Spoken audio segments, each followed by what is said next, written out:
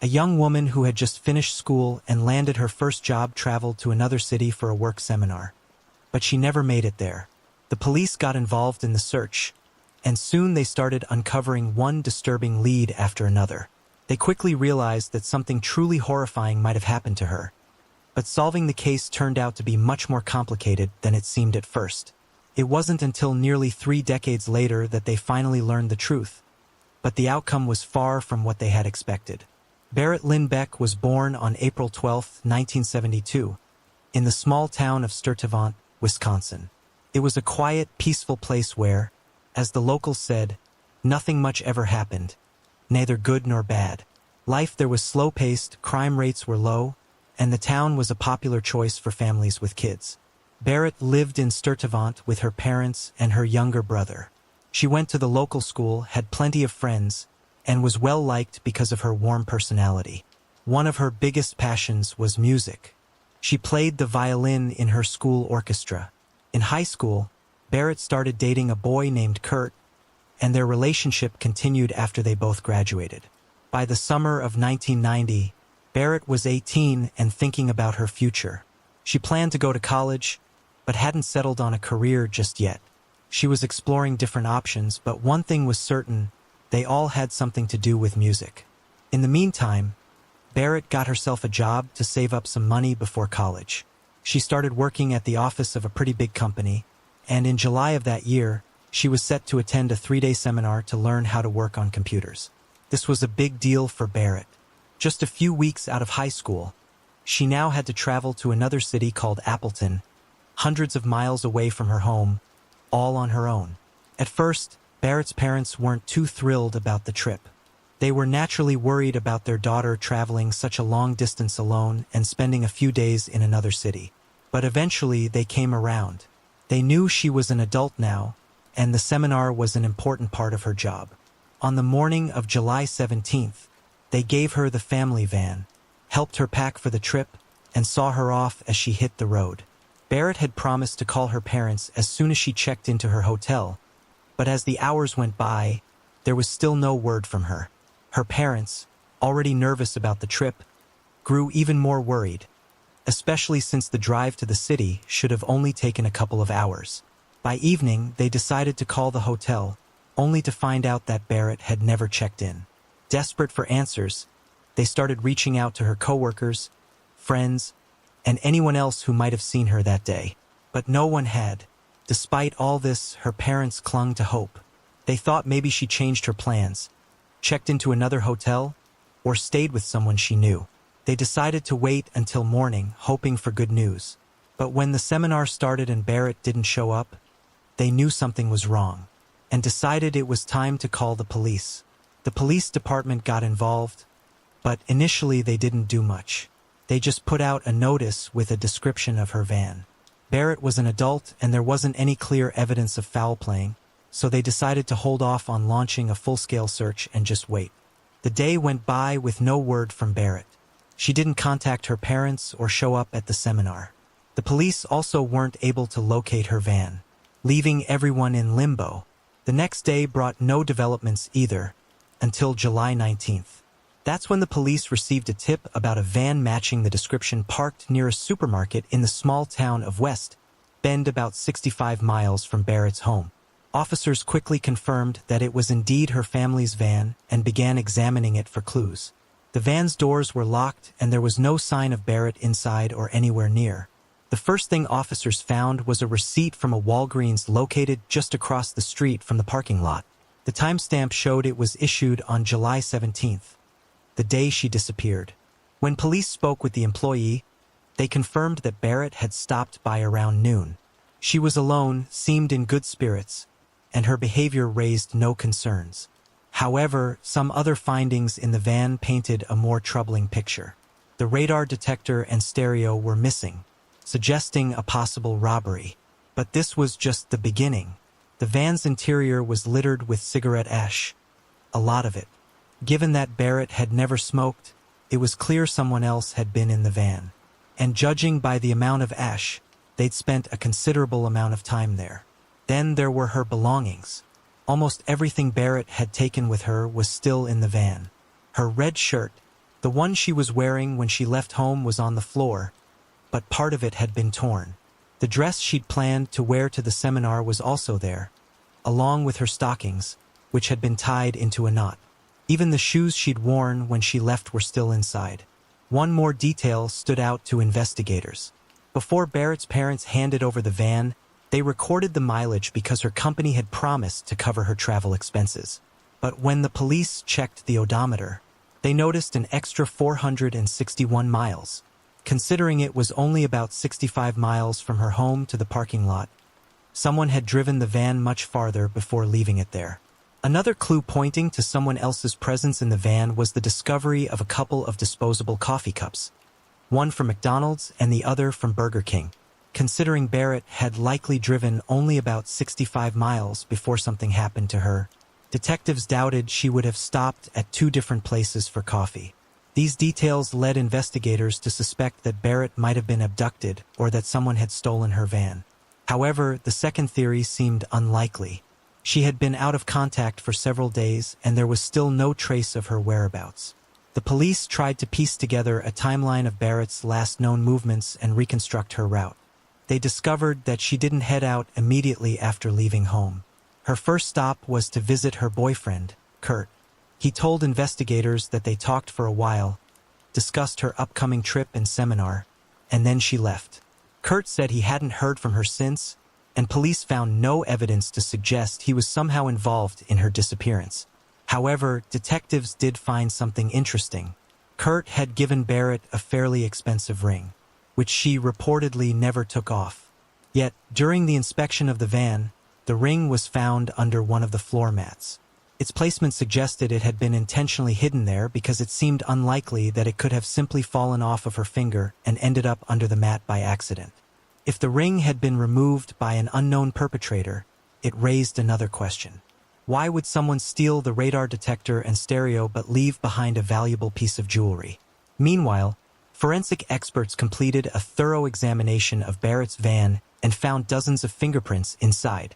Police asked her friends and family members to provide their prints so they could rule them out, leaving behind a few unidentified prints.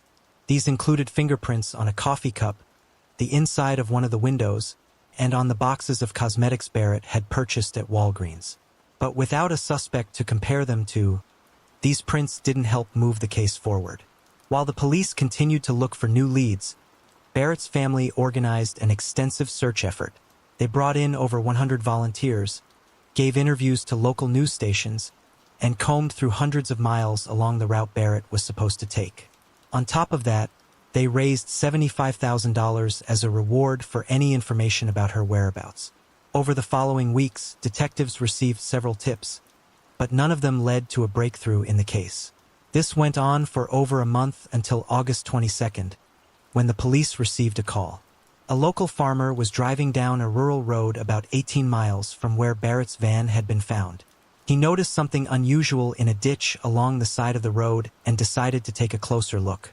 To his horror, he realized it was a human body and reported it to the authorities. Officers arrived on the scene and confirmed that the remains belonged to a woman. However, due to the advanced state of decomposition, it was impossible to visually identify her. Still, detectives suspected it could be Barrett, and a comparison with her dental records soon confirmed their worst fears. Because of the condition of the body, medical examiners couldn't determine a specific cause of death. They suggested that the victim might have been strangled, but one thing was certain: this was a murder. Beyond the obvious evidence pointing to foul play, there was one particularly chilling detail. A piece of fabric from Barrett's shirt was tied around her head, covering her eyes like a blindfold. This suggested she had been kidnapped and likely held alive for some time. Although this probably didn't last long, according to the medical examiner's report, the body had been lying in the ditch for over a month. This led investigators to believe that the killer murdered her on the same day she was abducted. Unfortunately, the discovery of Barrett's body didn't bring investigators any closer to solving the case. Months passed without any major breakthroughs. Detectives interviewed multiple suspects, searched for new evidence, and followed every lead, but each one led to a dead end. Investigators assumed Barrett may have been the victim of a robbery gone wrong. They believed that when she parked near the Walgreens and went inside, someone broke into her van. The intruder might have planned to steal valuables and leave. But when Barrett came back and caught them in the act, things took a darker turn. Fearing being caught, the person may have decided to abduct her, later killing her and dumping her body in a roadside ditch. Adding to this theory was the van's odometer. After Barrett vanished, the van had been driven for nearly 500 miles, much more than the distance from her home to where it was abandoned. This suggests that her killer spent a lot of time driving the van before ultimately leaving it behind. Since robbery was considered the prime motive, police began focusing on individuals known for similar crimes. Before long, they zeroed in on a man named Craig, who was suspected of stealing several vehicles not far from the area where Barrett was last seen. What caught investigators' attention was Craig's pattern. He often used stolen cars to commit other crimes and drove them for some time before abandoning them, behavior that aligned with the movements of Barrett's killer. Detectives started digging into Craig's possible involvement and discovered something interesting. Shortly after Barrett's disappearance, he had been arrested for an armed bank robbery. During his arrest, authorities found a bag in his possession. Among its contents was a woman's hairbrush with blonde hair tangled in it. Unfortunately, in those days, DNA testing wasn't as advanced as it is now. Without the ability to compare the hair to Barrett's DNA, police couldn't definitively link the brush to the victim. Investigators also learned that Craig theoretically had the opportunity to commit the crime, but this fact alone wasn't enough to prove his guilt. However, soon after, detectives received a lead that completely shifted the direction of the case. During interviews with Craig's acquaintances, one of his friends suddenly revealed that Craig had confessed to killing Barrett. Not only that, but he allegedly showed him her body inside the van before disposing of it. The revelation made detectives take Craig even more seriously as their prime suspect. But there was one major issue. His fingerprints didn't match any of those found in Barrett's van. Craig also denied any involvement, leaving investigators scrambling for a way to prove his connection to the crime. Over the following months, they searched for new evidence, but nothing concrete came to light. At one point, police considered formally charging Craig with Barrett's murder, hoping that the testimony from his friend would be enough to secure a conviction. However, they ultimately decided that without strong evidence, the prosecution wouldn't stand a chance in court. Despite this, Craig remained the prime suspect, and for years after, detectives continued their efforts to uncover any new leads to prove his involvement. Unfortunately, this went on for decades without any serious progress. But everything changed when in 2013, this case was handed over to a cold case unit for a fresh review. As detectives began going through the old files and evidence, they encountered a frustrating setback. Some of Barrett's clothing, which was supposed to be stored as evidence, was missing, even though it was listed in the official records. The team couldn't track it down, and it appeared that someone, likely an officer, had mistakenly discarded those items. Despite this, investigators sent the remaining evidence to the lab for analysis and requested a new comparison of the fingerprints on file. To their shock, they discovered that in the 23 years since the murder, the fingerprints had never been digitized and were still only stored on paper. Shortly after the prints were uploaded into the database, the lead detective received a call from the lab. The analyst had found a match. 5 of the fingerprints from the van belonged to a man named Dennis Brantner. This name had never come up in the case files before. Police quickly learned he had an extensive criminal record, which is how his fingerprints ended up in the database. In his younger years, Dennis served time for stealing cars and was later arrested for breaking into someone's home. In another disturbing incident, he snuck into a hotel room where a woman was staying, stole her underwear, and left some notes with inappropriate content behind. But one particular episode caught the detective's attention because of its eerie parallels to Barrett's case. Dennis once broke into his ex-wife's car while she was at work and waited for her return. When she got in, he pulled a knife and tried to kidnap her. Fortunately, she managed to escape and reported him to the police. As investigators dug deeper, they discovered that at the time of Barrett's murder, Dennis was working as a long-haul truck driver in the same area. His job regularly took him through countless towns and cities, giving him plenty of opportunities to commit such a crime. Still, police wanted to be cautious before jumping to conclusions. First, they confirmed that Dennis didn't know Barrett or anyone in her family, which might have explained the presence of his fingerprints in their van. But there was one key detail they couldn't ignore. One of Dennis' fingerprints was found on a box of cosmetics Barrett had purchased just minutes before she vanished. This meant he had been in the van at that exact time, significantly increasing suspicions against him. The investigators decided to confront Dennis and visit his home. Dennis began denying any involvement in Barrett's murder and insisted he had never met her. However, when the detectives mentioned that his fingerprints had been found in her van, his demeanor changed drastically. Dennis became visibly nervous, occasionally breaking into tears as he answered their questions. But despite this, he continued to maintain his innocence, prompting the detectives to dig deeper for more evidence. When they interviewed people who knew Dennis, they uncovered several intriguing details. His ex-wife mentioned that Dennis always preferred Burger King, which he frequented regularly. In contrast, Barrett preferred McDonald's. And as we remember, investigators had found coffee cups from both fast food chains in Barrett's van, and Dennis' fingerprint was on the Burger King cup. Next, the detective spoke to Dennis' former co-workers, which led to an even more startling discovery. After Barrett's murder, Dennis had briefly worked at a factory. 3 of his colleagues recalled that he kept a photo of a young blonde woman in his toolbox during that time. Unfortunately, after so many years, it was impossible to determine whether the woman in the photo was Barrett, but the coworkers noted a strong resemblance. Another former coworker shared a chilling story. Dennis had once told her that he wanted to kidnap and assault her. While the police continued gathering evidence, they received crucial updates from the lab. Despite the earlier loss of some of Barrett's belongings, several items from her van remained in storage, including a cigarette pack wrapper. Using modern forensic tools, investigators found a new fingerprint on it, one that also belonged to Dennis. The collection of all this evidence and information took nearly a year, and in March 2015, Dennis was finally arrested and charged with Barrett's murder. But there was a significant challenge.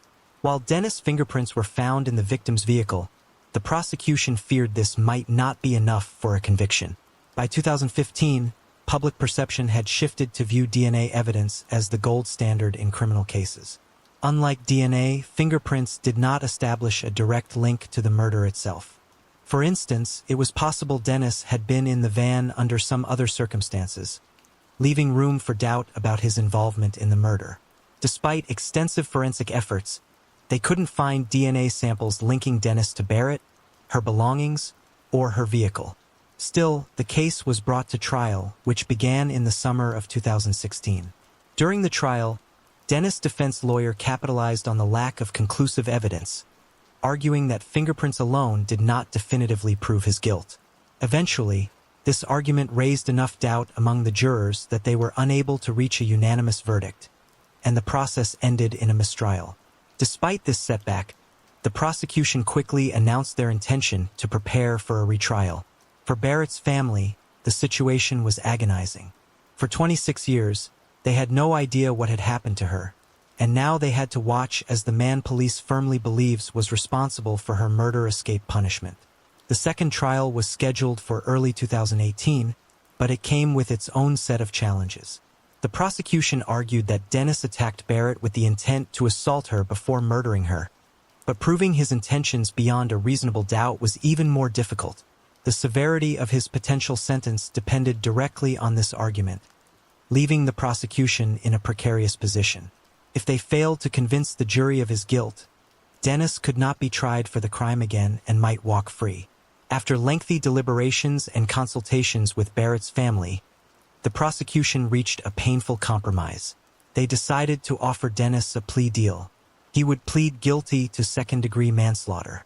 This ensured that he would go to prison, though for a significantly shorter time, and the case would finally be considered solved after 28 long years. After consulting with his lawyer, Dennis accepted this deal and he was sentenced to the maximum possible term, 10 years in prison. With the time he had already spent in jail since his arrest, his total prison sentence was basically just 7 years. It meant that Dennis would be released at the age of 71. Barrett's parents, understandably, were upset by the lenient sentence, but they understood that without accepting the deal, there was a very strong possibility that Dennis would escape punishment entirely.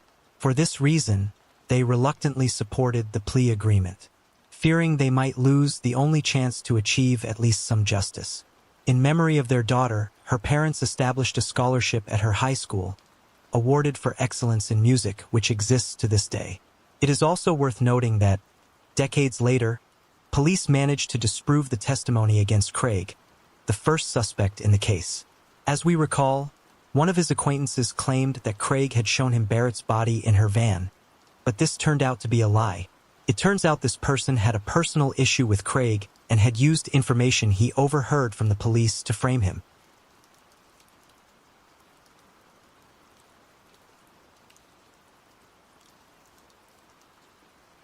Shannon Christian was born on April 29, 1985 in Texas. When she was 12, her family moved to Knoxville, Tennessee, where she settled in with her parents and older brother. Shannon was the kind of person who made friends instantly. Outgoing, friendly, always ready to help. She fit right into her new school like she'd always been there. People who knew her said she could connect with just about anyone. That warmth and kindness played a big part in her future plans. Shannon wanted to do something meaningful, something that would help others. So, after high school, she enrolled at the University of Tennessee to study sociology. Another reason she chose that school was because she wanted to stay close to home. Shannon was incredibly close to her family, and staying nearby just felt right. But she was also determined to be independent, so she picked up 2 part-time jobs to support herself. While she was at college, she met a guy named Chris Newsom. They hit it off and started dating. At the time, Shannon was 21, and Chris was 23. He worked as a carpenter, and even though he was still young, he had already built a solid reputation for himself around town. On January 6, 2007, Shannon and Chris were planning to go to a friend's birthday party. That afternoon, Shannon went over to her friend's house, where Chris was supposed to pick her up a bit later. He was running a little behind, so Shannon's friend ended up heading to the party without her, and Shannon decided to stay at the house and wait for Chris to show up. Before picking up Shannon, Chris had dropped off another friend at the same party and headed straight to get his girlfriend. But about an hour later, people at the party started to worry. Shannon was only about a 10-minute drive away, but neither she nor Chris had arrived. It just didn't make sense. At first, their friends figured maybe their plans had changed, but something about that didn't sit right. It wasn't like them to just skip out on a close friend's birthday without saying anything. After waiting a while longer, they tried calling both of them, but neither one answered. By the time midnight rolled around, their concern had reached its peak. So, a few of them decided to drive over to the apartment complex where Shannon had been waiting. When they got to the parking lot, they saw Chris' truck, but Shannon's car, the one she had driven earlier, was nowhere to be found. So, their friends assumed the couple had just decided to skip the party without telling anyone and headed back to celebrate. A bit earlier, Shannon had called her mom and said she'd be home later than expected. She and Chris had decided to spend the evening together, maybe grab something to eat and watch a movie. She told her mom she'd be back around 3:30 in the morning. But that time came and went, and Shannon never showed up. At first, her mom figured she might have stayed the night at a friend's or maybe at Chris' place, so she didn't panic right away. But the next morning, she got a call that changed everything. Shannon's boss said she hadn't shown up for work. Shannon's mom got in touch with Chris's parents and found out that he hadn't come home the night before either. Neither of them were answering their phones, and now both families were seriously worried. Their friends couldn't reach them either. The whole thing felt off. Sure, Shannon and Chris were adults, but they always kept in touch with their parents. They had never just disappeared overnight without saying anything, and Shannon took her job seriously. There was no way she'd miss a shift without a good reason. Their family started calling every hospital in the area, but no one matching their descriptions had been admitted anywhere.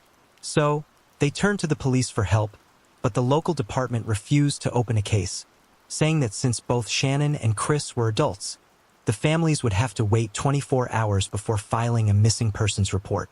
But Shannon's family wasn't just going to sit around and wait. Her parents reached out to her phone company, hoping that they could help, and surprisingly, they agreed to trace her phone. They said that during the night, Shannon had checked her voicemail 3 times, and that was the last time her phone showed any activity before it turned off. The last signal had pinged off a cell tower near North Cherry Street that only made her parents more anxious. Knoxville was generally a safe city, but that particular area was known for high crime. It didn't make any sense. Why would Shannon be there? Determined to find answers, her family started searching the neighborhood themselves. After hours of driving around, they finally spotted her car. It was parked just a couple of blocks away from where her phone had last pinged. As soon as Shannon's family got to the car, they knew something was wrong. All of her belongings were missing. Photos, her phone charger, everything she normally kept with her. The interior of the car was dirty, which was totally unlike her. Shannon always kept her car spotless. Even more unsettling, the driver's seat had been pushed all the way back, suggesting someone much taller had been behind the wheel. Clearly, Shannon hadn't been the one driving. After this unsettling discovery, her parents called the police again, and this time officers finally took action. When they arrived at the scene, they noticed something deeply disturbing. The car's interior and door handles had been wiped down, like someone was trying to erase fingerprints. And there was one more thing that didn't sit right: a crumpled, empty pack of cigarettes inside the car. The problem was, neither Shannon nor Chris smoked. All signs pointed to the car possibly being stolen, but investigators still had no clue where Shannon or Chris were. Then, while searching the car, they finally found something that gave them a real lead. An envelope wedged between the seats. It had the address of a house, located right there in the same neighborhood. Even more telling, forensics found a fingerprint on the envelope, and it didn't take long to get a match. The print belonged to a man named LaMarcus Davidson, a convicted felon with a long rap sheet. And as it turned out, he lived at the very address written on the envelope. Detectives headed straight to the house, but no one was there. Still, they had reason to believe Shannon and Chris might be in immediate danger, and that gave them legal grounds to enter without a warrant. The inside of the house was a mess, but police immediately spotted Shannon's purse, her shoes, and a few other personal items. They also found Chris's baseball cap and his driver's license, but the most horrifying discovery was waiting for them in the kitchen. When one of the officers lifted the lid of the trash can, he found something wrapped in a piece of cloth. Underneath it was a human body. It was Shannon. The case was immediately reclassified as a homicide investigation. Her body was sent to the medical examiner, and detectives were now focused on 2 urgent questions. Where was Chris? And where was LaMarcus Davidson? And they didn't have to wait long for one of those answers. Right after Shannon's body was found, police got word from another department. Nearly 2 days earlier, a railroad employee had discovered the body of an unidentified man near the train tracks. At the time, no one had been able to identify him, but now detectives suspected it might be Chris. And soon, a DNA test confirmed their worst fears. The examination of Shannon and Chris' bodies revealed a truly horrifying picture. They both had numerous injuries, cuts, bruises, and signs of abuse. It was also clear that they both had been sexually assaulted. Chris died from multiple gunshot wounds, while Shannon's cause of death was determined to be suffocation. Forensic experts found biological evidence on Shannon's body that matched LaMarcus Davidson. His fingerprints were also discovered on the trash bags used to wrap her remains. And if that wasn't enough, investigators also found spent shell casings inside Davidson's house. Those casings matched the bullets that were recovered from Chris' body. With all of this evidence, police had no doubt that LaMarcus was directly involved in the murders, so they focused all their efforts on finding him. Detectives pulled his cell phone records and discovered that over the past couple of days, LaMarcus had been in frequent contact with a man named Eric. It didn't take long for police to track Eric down. At first, he claimed he didn't know where LaMarcus was. But as soon as investigators explained what LaMarcus was suspected of, and that Eric himself could be charged as an accomplice, he quickly changed his mind and gave up the address. According to Eric, LaMarcus had been hiding out in an empty house that was up for sale. He also admitted that on the very same day Shannon and Chris disappeared, they both had robbed it. Police headed to the house, and sure enough, they found LaMarcus there. He was surrounded by trash and empty food containers, and he had a gun with him. But one detail stood out even more. He was wearing Chris's sneakers. Officers took him in for questioning, and from the very beginning, he denied any involvement. Then he started changing his story again and again. In total, LaMarcus gave investigators 5 completely different versions of what happened, each one contradicting the last. At first, he claimed he had no idea what anyone was talking about. Then, he said Shannon and Chris had been kidnapped by someone else, and he had nothing to do with it. Later, he told detectives he just used the victim's car to drive around and sell drugs.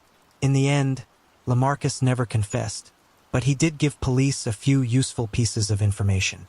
Based on what he said, it was becoming clear that more than one person might have been involved in the murders, and detectives agreed that theory made the most sense. According to LaMarcus, the Real killers were his half-brother, Retellings, and their mutual friend, George. Detectives quickly tracked both men down and brought them in for questioning, along with Eric, who was now also being treated as an accomplice. None of them were in a hurry to confess, but during the interrogations, police uncovered something interesting. They concluded that all 4 men had likely played some role in the crime, and they weren't alone. There was a 5th person involved, an 18-year-old woman named Vanessa. Detectives located her and took her into custody as well. With all 5 suspects now under arrest, the questioning continued. Eventually, they all started turning on each other, pointing fingers and telling stories that shifted the blame away from themselves. But even with their conflicting accounts, the growing pile of evidence helped detectives piece together a picture of what really happened that night. Based on everything investigators gathered, LaMarcus seemed to be the ringleader of the group. He was mainly involved in selling drugs, and that night he planned to steal a car to use for deliveries. He brought along 3 accomplices plus Vanessa, and they went out looking for the right vehicle. As they were driving through a residential complex, the same one where Shannon was waiting, they spotted her car. She was sitting inside, and Chris was standing next to it. That's when they decided not just to steal the vehicle, but to abduct the couple as well. They forced Shannon and Chris into the car at gunpoint and drove them to LaMarcus' house. According to DNA evidence, both LaMarcus and Retellings secretly assaulted the victims, and the abuse went on for hours. On top of that, they subjected the couple to other forms of torture and humiliation. By early morning, the attackers led Chris out of the house and took him to the railroad tracks, where they shot him multiple times and left his body there. Then, they returned to the house and continued tormenting Shannon. She remained alive for nearly 2 full days. During that time, her friends and family had already started searching for her, though her car hadn't been found yet. Eventually, they killed her too. Her body was stuffed into a trash can and left inside the house. Investigators also learned that LaMarcus didn't just steal Chris's sneakers. He also took his phone and some of Shannon's personal items, which he later gave to his girlfriend as gifts. As for Vanessa, she insisted that she was a victim too, that she had been at the house against her will. But police found a diary in her home that completely contradicted her story. In it, Vanessa described the day as a wild adventure and wrote that she genuinely enjoyed the experience. In the end, all of the suspects were hit with long lists of charges, and the prosecution began preparing for trial. It took more than 2 years to get everything ready, and during that time, the defense attorneys managed to have the trial moved to a different county. The reason was simple. The case had caused a massive public outcry in Knoxville. People were horrified by what had been done to this young couple, and the defense argued there was no way their clients could get a fair trial in that city. Eventually, the court agreed, and the venue was changed. The first to go on trial was Eric. Throughout the investigation, police were never able to find solid proof that he had directly taken part in the murders, but they did uncover enough evidence to show that he knew what was going on.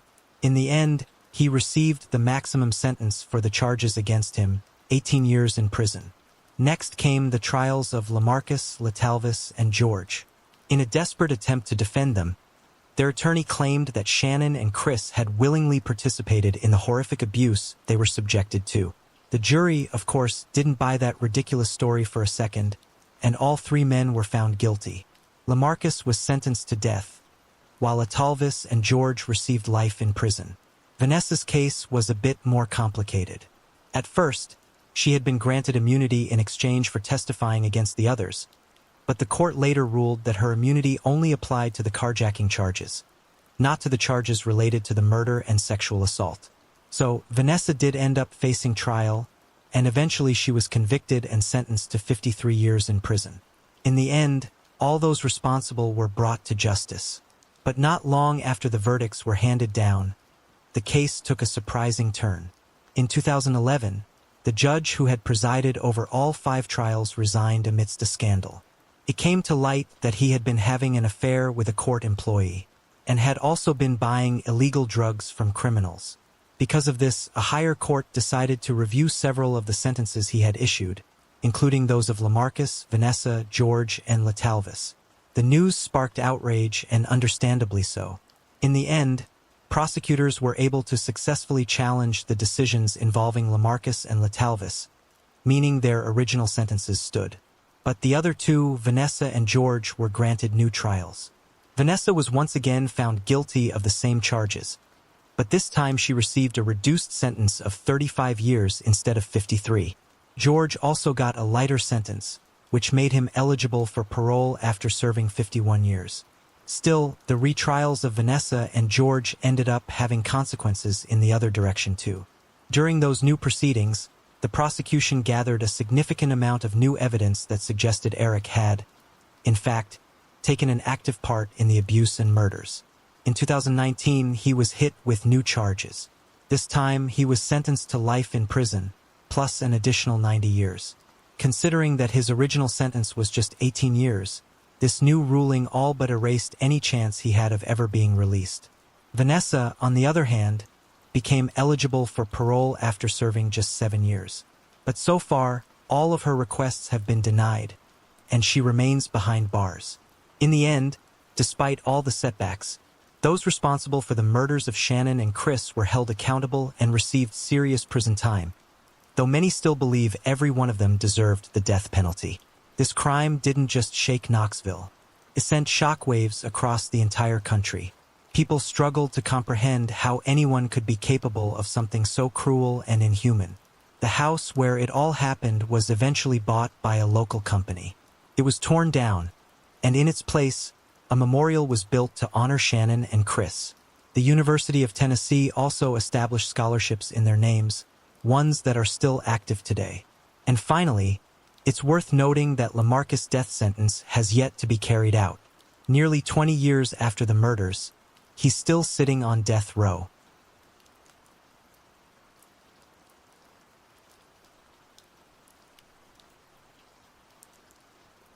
Lisa Mitchell was born on August 5, 1983, in Calgary, Canada. From an early age, she had a real love for anything creative.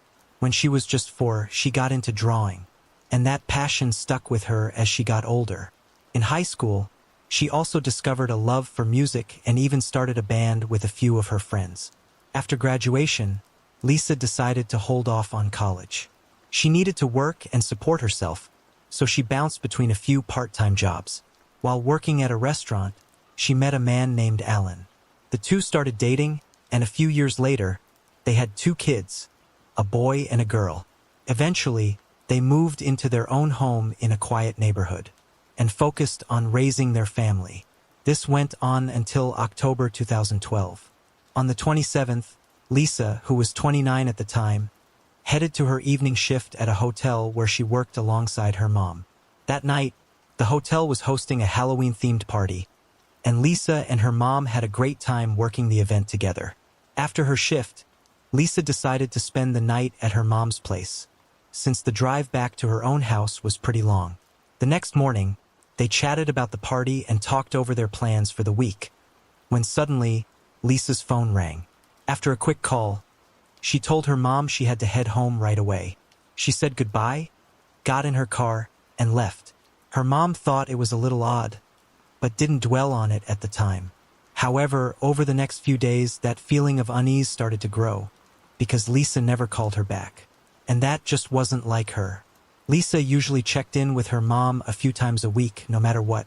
Her mom tried calling, but Lisa didn't pick up. At first, she figured Lisa was probably just busy, but as the days passed and there was still no word, she started to feel like something wasn't right. Eventually, she decided to drive over to Lisa's house to make sure everything was okay, but Lisa wasn't there. Instead, she was met by Alan, who told her he had no idea where Lisa was either. According to him, the day after she left her mom's, October 28th, they had gotten into an argument. He said he went out to buy cigarettes, and when he came back, Lisa was gone. But something about that story didn't sit right with Lisa's mom. She couldn't imagine her daughter just leaving without saying a word, and especially abandoning her kids. Then she noticed something strange. While talking to Alan in the hallway, she saw Lisa's winter coat and boots still in the closet. And since it was cold outside, there was no way Lisa would have gone anywhere without them. That's when she decided to look around the rest of the house. Inside, she found Lisa's favorite bracelet and necklace, the one she always wore whenever she left home. Her purse, on the other hand, was nowhere to be found. Before she left, Alan mentioned one more thing. He said Lisa had sent him an email and suggested her mom check her inbox too. When she got home, she turned on the computer, and sure enough, there was a message from Lisa. In it, Lisa said she was just feeling tired and needed to get away for a while. As strange as it all seemed, the messages that followed kept reassuring her that everything was okay. They kept exchanging emails over the next few weeks, but no matter how many times her mom asked, Lisa never explained why she suddenly left or where she was. On November 16th, Lisa's mom woke up to find a missed call from her daughter. It had come in at 2:45 in the morning and went to voicemail. At first, she felt a wave of relief just hearing Lisa's voice, but as she listened to the actual message, that relief quickly turned into concern. Something about it felt off, and the more she replayed it, the less sense it seemed to make. Lisa said, "Hey, I'm okay. Sometimes my weeks get crazy, and it was quiet for a while, and then all of a sudden this happened, and within half a day I should. But he's back now, and I gotta go. Love you." None of it made any sense. Who was she talking about?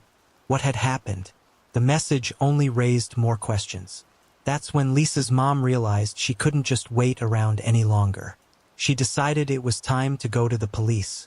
She told them everything that had been going on, and investigators started a search for Lisa. After speaking with her mom, they learned that Lisa and Alan's relationship had been rocky from the beginning. Even before their kids were born, the couple broke up and got back together more times than anyone could count. Things settled down a bit after they had children, but eventually, new problems started to surface. Lisa was frustrated that Alan had never managed to hold down a steady job. He bounced from one gig to another and sometimes didn't work at all.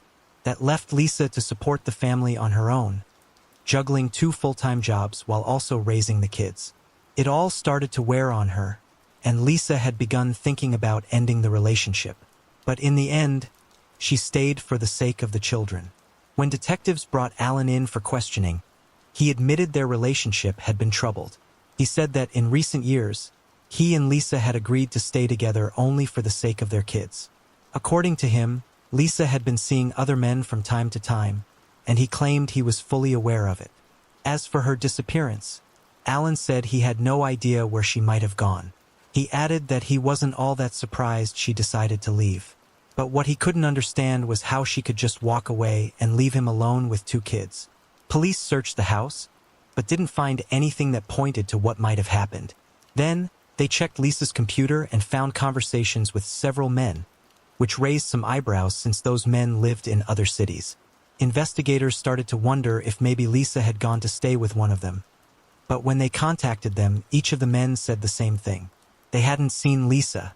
Police also tried to trace the email address that had been sending messages to Lisa's mom, as well as the phone number that left the voicemail, but neither led anywhere.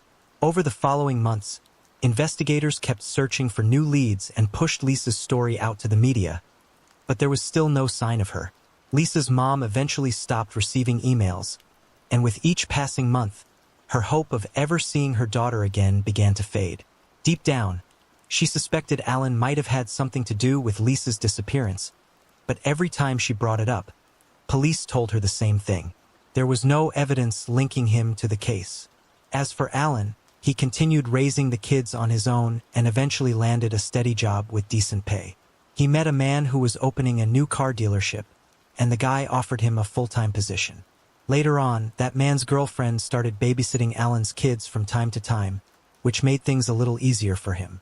Eventually, Alan started thinking about dating again, and not long after, he actually got the chance.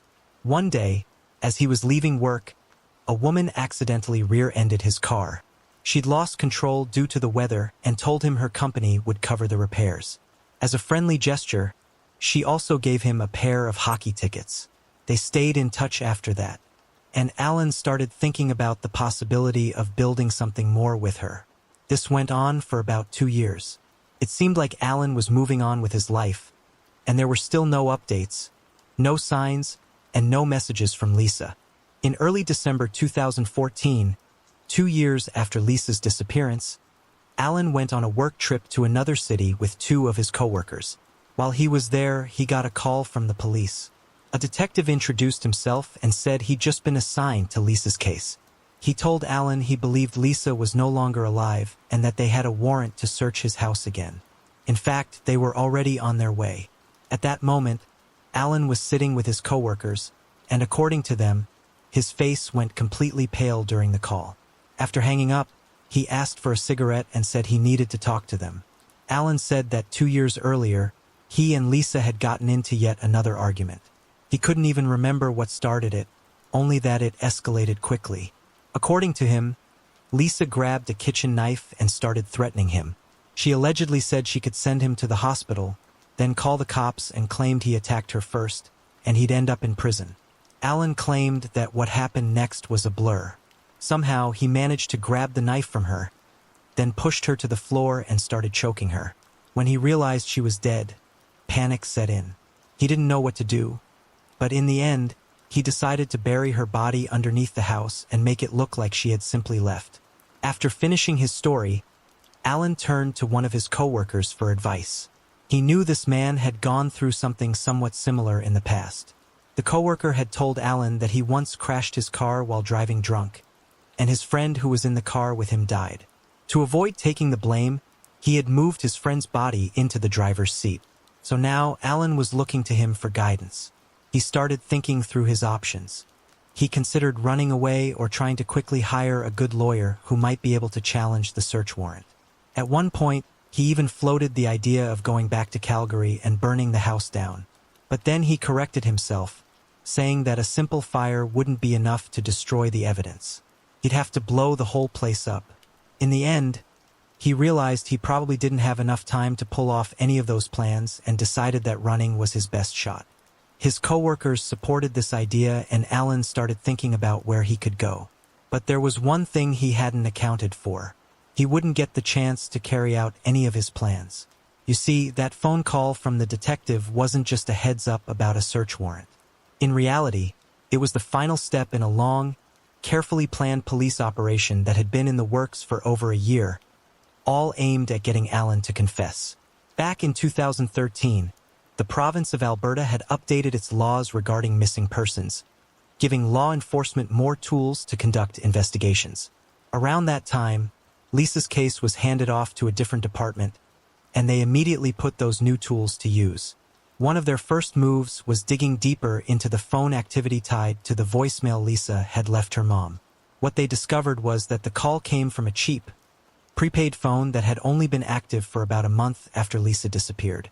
During that time, it was used to make just 5 calls, 1 to Lisa's mom and 4 to Alan. The problem was, Alan had never once mentioned those calls to the police. What made things even more suspicious was the location of the phone activity. According to data from the cell provider, all 5 calls were made using a cell tower located near Lisa and Alan's home. And considering Lisa was supposedly long gone by then, that detail raised some serious red flags. That's when investigators started digging deeper into Alan's background. They pulled his financial records, and what they found was pretty disturbing. On the day Lisa disappeared, Alan had made a series of highly suspicious purchases. A large plastic tub, bleach, rubber gloves, cement, a big bucket, wooden boards, and cat litter. The last item stood out the most. Alan was severely allergic to cats, so there was no reason for him to be buying litter. Altogether, the purchases painted a grim picture. It looked like Alan had been preparing to get rid of a body. As for the phone Lisa supposedly used, detectives uncovered another clue: a purchase made with Alan's bank card at Walmart. The store had been selling the exact same model of prepaid phone used to make those 5 mysterious calls. But even with all of this, investigators still didn't have enough solid evidence to arrest Alan. They needed one of two things: either Lisa's body or a confession. So they came up with a bold plan: an undercover operation designed to infiltrate Alan's life. It was given the codename Aurora. The first step was to send in an undercover female officer. She accidentally bumped into Alan's car, which led to a casual conversation and, over time, a friendly connection. A little while later, she introduced him to another undercover officer, a man posing as someone about to open a new car dealership. He offered Alan a job, and the two quickly became friends. To keep up the illusion, police even made sure the dealership was set up and operating, so Alan would have no reason to suspect anything. Police brought in several more undercover officers to join the operation, placing them at the same dealership to build trust with Alan. Over time, they all became part of his daily life. Even the woman who often babysat his kids, the girlfriend of his supposed coworker, turned out to be an undercover cop. As the months passed, Alan began to trust them. That's when detectives decided it was time to move into the final phase of the operation. They set up a fake work trip involving Alan and 2 of the undercover officers who had been posing as his colleagues. During that trip, the lead detective planned to call Alan and tell him they were about to search his house and that they believed Lisa's body was hidden there. The goal was simple: catch Alan off guard, make him panic, and hopefully get him to confess to the people he now saw as friends. And the plan worked almost perfectly. Both undercover officers who were traveling with Alan were wearing hidden recording devices, and they captured his full confession on tape. Shortly after Alan confessed to the undercover officers, he was arrested and brought back to Calgary. Meanwhile, investigators headed to his house to carry out the search. It's worth noting that police had actually searched the property 2 years earlier, including the basement, but nothing had seemed out of place at the time. This time, however, detectives had a clearer idea of what Alan might have done with Lisa's body, thanks to the list of suspicious purchases. So they combed through the basement much more carefully. In one corner, they spotted a strange cemented-over platform. It looked out of place, and its height matched exactly the wooden board Alan had bought 2 years earlier. Officers began taking the structure apart, and it didn't take long before they uncovered a hidden space underneath. Inside was a large plastic tub filled with salt and cat litter, and sure enough, inside that tub was the body of Lisa Mitchell. Even though Lisa's body had been hidden for 2 full years, Alan's attempt to preserve and conceal it ended up working against him. The way he stored the remains actually helped preserve them well enough for the medical examiner to determine a cause of death. Just as Alan had said in his confession, it was strangulation.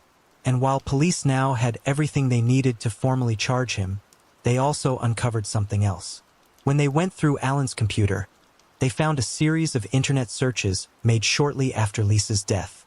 He had been looking up how different materials and conditions affect the rate of decomposition. As for the emails Lisa supposedly sent to her mom during the first month she was missing, those were also traced back to Alan's computer. Even more disturbing, detectives discovered that Alan had secretly installed spyware on Lisa's phone. It let him not only listen in on her calls, but also record them. That's how he got the audio clip he later used in the voicemail to her mom. This revelation suggested that the murder may have been premeditated, directly contradicting what Alan had told the undercover officers during his confession. Still, proving that Alan had planned the murder in advance was nearly impossible. In the end, prosecutors agreed to reduce the charge to second-degree murder, which carried a lighter sentence. Alan's lawyer also advised him to take the deal and plead guilty, best way to avoid facing a first-degree murder charge. But even then, Alan insisted he acted in self-defense. He claimed he had been a victim of domestic abuse for years, saying that Lisa had physically assaulted him on multiple occasions. Prosecutors, on the other hand, argued that Alan had planned the murder in advance and then spent years trying to cover it up. In the end, the judge ruled there wasn't enough evidence to convict Alan of second-degree murder. Instead, he was found guilty of manslaughter and sentenced to just 7 years in prison. Prosecutors immediately filed an appeal, and the court sided with them. Alan's sentence was reviewed and extended, but only by 3 more years, bringing his total to 10. Lisa's family and friends were outraged, not just by the light sentence, but even more so when Alan was granted early release after serving just 5 years. However, he quickly violated the terms of his parole and was sent back to prison, where he remained until 2022, when he was officially released. So, while the punishment may have seemed shockingly lenient, the case still marked a rare and remarkable win for law enforcement. For an entire year, a team of undercover officers became part of Alan's everyday life, earning his trust and slowly guiding him into a carefully planned trap, where he finally gave up the dark secret he'd been hiding for years. It's also worth mentioning that after Alan's arrest, Lisa's children were placed in the care of her mother, and they've been living with her ever since.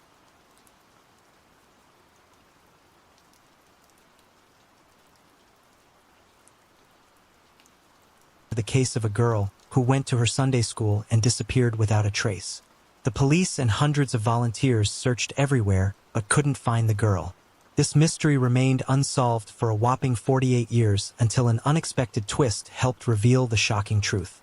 Gretchen Harrington was born on June 13, 1967 in Pennsylvania. She was the youngest of 3 daughters.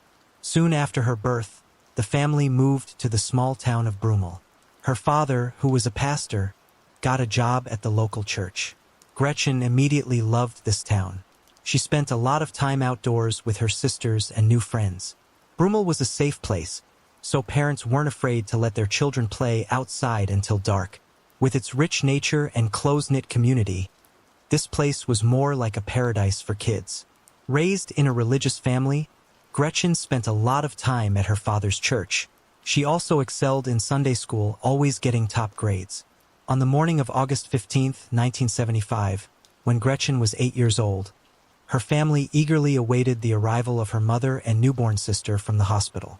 Gretchen also wanted to wait for them, but her father encouraged her not to miss Sunday school to keep her perfect grades. Reluctantly, she agreed, took her Bible and headed to church. Usually, she walked there with her older sisters, but they both stayed home that morning. Gretchen wasn't afraid to walk alone, as the church was less than a mile away, just an 8-minute walk from her house. The Sunday school lessons consisted of 2 parts. First, the children gathered at Trinity Church, and after about an hour and a half, some of them headed to Gretchen's father church. But at 11:30 a.m., when the kids arrived at the second church, Gretchen's father noticed that his daughter was not among them. It seemed strange because the children were brought as a group. He thought Gretchen might have stayed at the other church, so he called there. Answering the call was the wife of the pastor named David, who taught at the Sunday school. She said Gretchen wasn't there and told her husband about what was happening. He was surprised because Gretchen hadn't even attended his classes that morning. Her father immediately started to worry. He asked David to call the police and went searching for his daughter. The father drove along the route between the churches, checked other streets nearby, but Gretchen was nowhere to be found.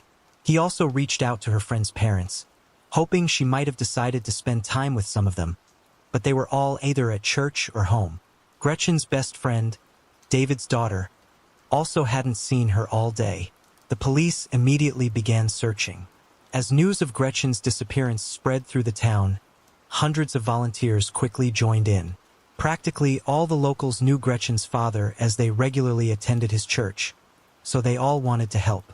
Together with the volunteers, the police searched the entire town, then started combing through multiple wooded areas and the riverbank. A police helicopter was also sent to assist scanning the area from above. The search continued into the night, but yielded no results. The next day, even more volunteers joined in. The police created flyers with Gretchen's photo and information about her disappearance, which were posted along roads and handed out to passing drivers. Despite all efforts, not only did the police fail to find Gretchen, but they couldn't even determine what happened to her. After several days of searching, they didn't find any significant leads at all, and Gretchen's fate remained unknown. Her disappearance became a heavy blow to the local community. People were used to letting their children roam the streets freely from a young age, and nothing like this had ever happened before. The kids could spend hours wandering in the woods, swimming in the river without adult supervision, and their parents never worried. But now all of that was in the past. The fact that no one knew what happened to Gretchen only added to their fear. People discussed various theories. Some thought she might have run away from home. Others believed she went swimming in the river and drowned. But the most frightening theory was that someone had abducted her. Parents stopped letting their children out unsupervised. One local woman even cut her daughter's long hair so she would resemble a boy. Once a safe and peaceful town, overnight it became a place where people lived in uncertainty and fear. The police also questioned anyone who might have had any connection to Gretchen's disappearance. During these conversations, they received several intriguing leads. One witness reported seeing a girl resembling Gretchen near the church that morning. A green station wagon approached her, but the witness didn't see what happened next.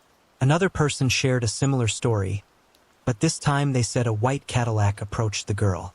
The police followed up on these leads, checked the owners of all vehicles matching the descriptions in the area, but couldn't establish their involvement. For days after Gretchen's disappearance, detectives got a new lead. A resident of Westchester, located 30 minutes away from Brummel, called the police and said that he had found children's shorts matching the description of Gretchen's clothing. Investigators immediately showed them to Gretchen's mother, but she said they didn't belong to her daughter. From then on, there was no progress in the case for several weeks. The police called off the search operation and focused on the investigation. They continued interviewing people, following up on any available leads. But with each passing day, their hope of finding Gretchen alive diminished. This continued for 2 months until October 14th, when a chilling call came in to the police.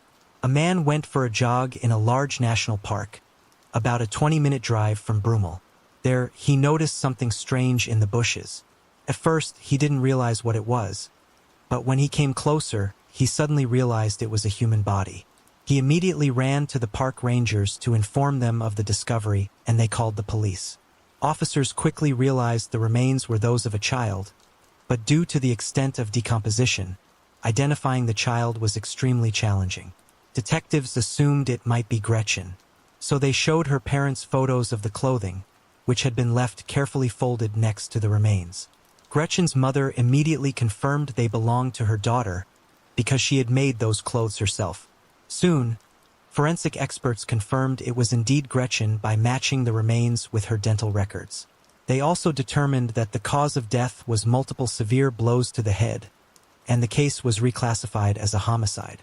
Due to the level of decomposition, they couldn't determine any other details, including whether the victim had been sexually assaulted. Moreover, DNA analysis didn't exist in 1975, so investigators were once again left without any clues. News of the murder reignited the attention of the local community, and the police began receiving even more tips.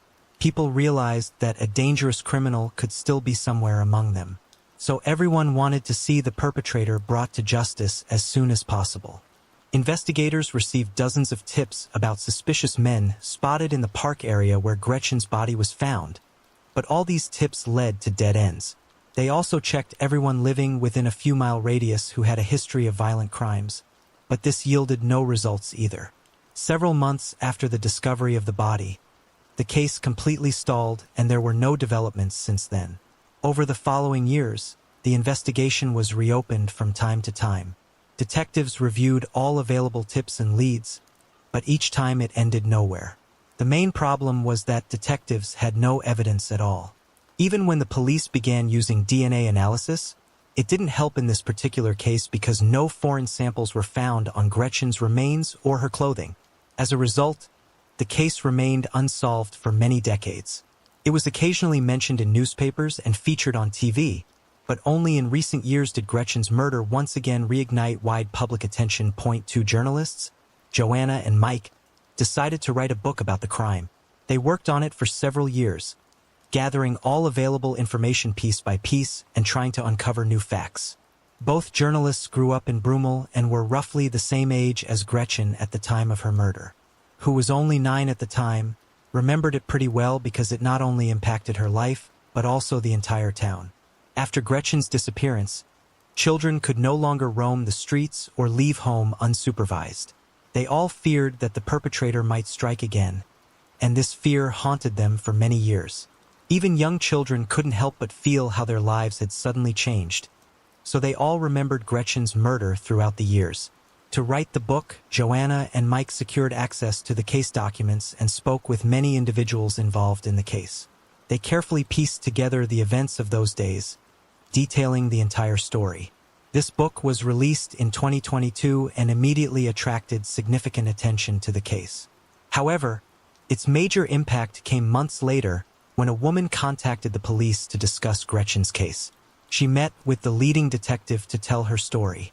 The woman said that she was 10 years old at the time of the murder and lived in Havertone, just a short distance from Gretchen's home.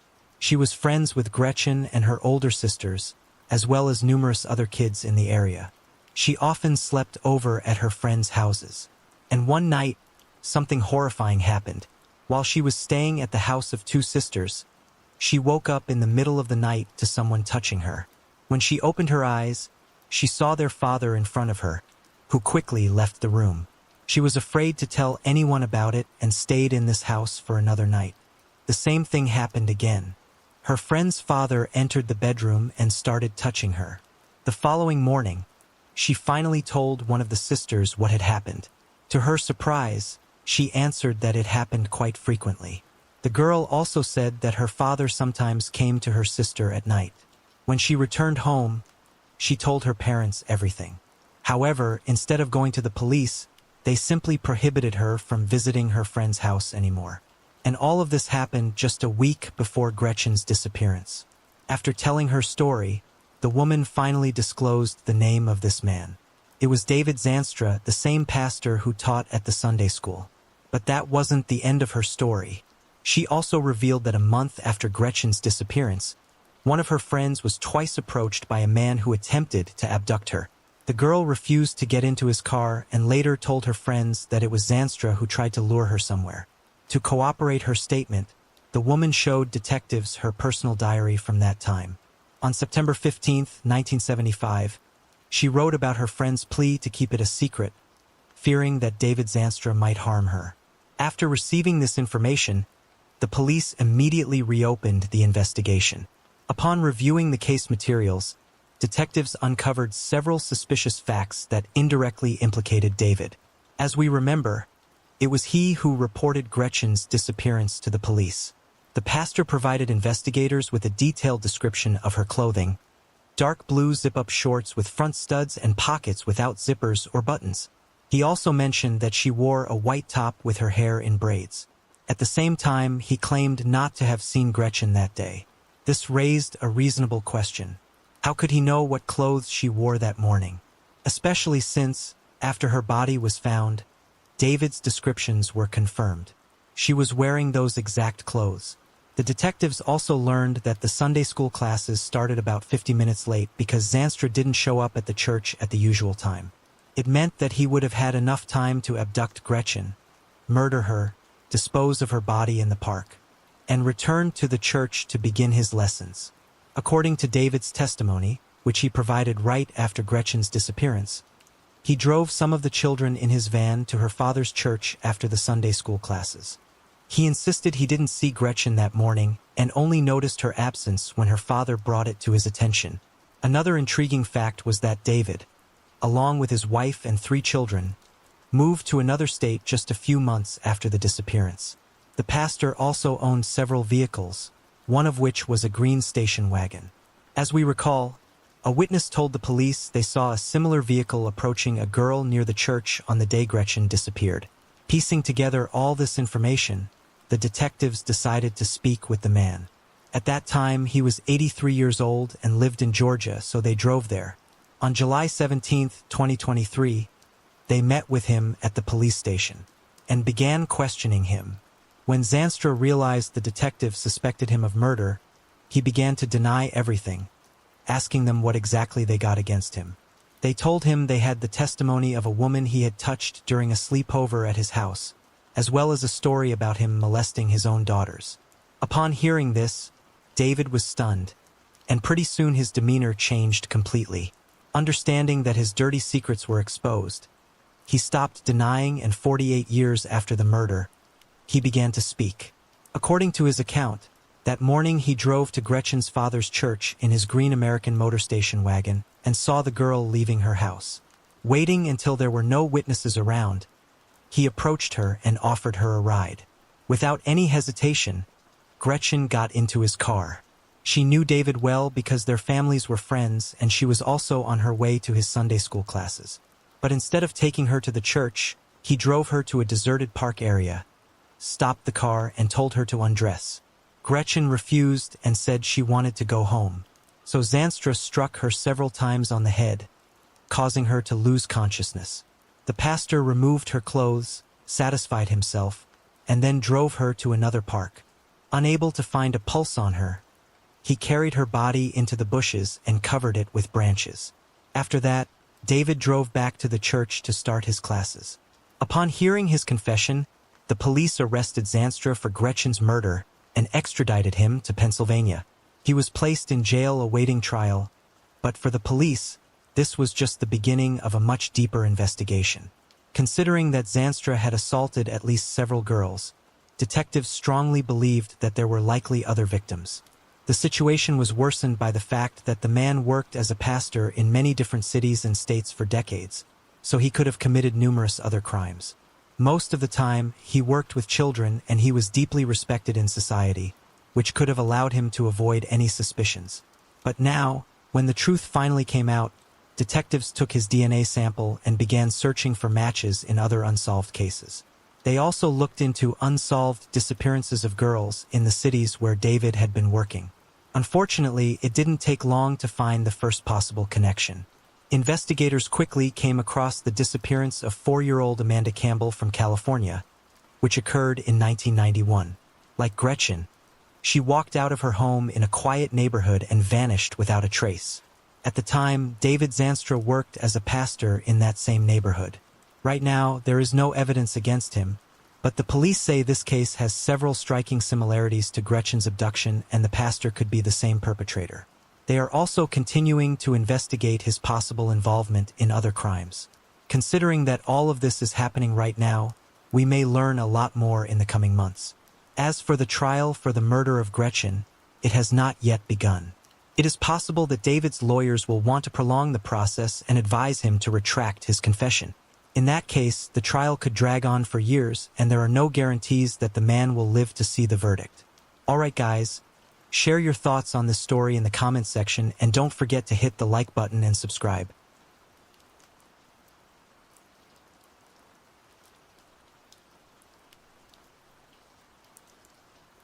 Now we'll delve into the case of a young girl who left her school bus just a few hundred yards from her house and vanished without a trace. As the police began their search, they uncovered chilling clues and faced numerous unexpected twists.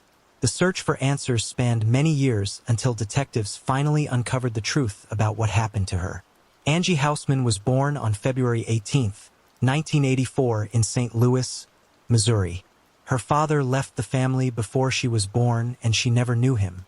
When she was 1 year old, Angie's mom married a man named Ronald, and they had a son. He and Angie got along pretty well, and she adored her younger brother. Angie was a very easygoing child, always seeking friendship with everyone around her. Her family lived in a quiet suburban area of St. Louis. In 1993, when Angie was 9, she attended the 4th grade at elementary school, located just over a mile from her house. To get there, she used to take a bus from the nearest stop, and her parents felt relatively safe letting her go alone because it was located just a few hundred yards from her house.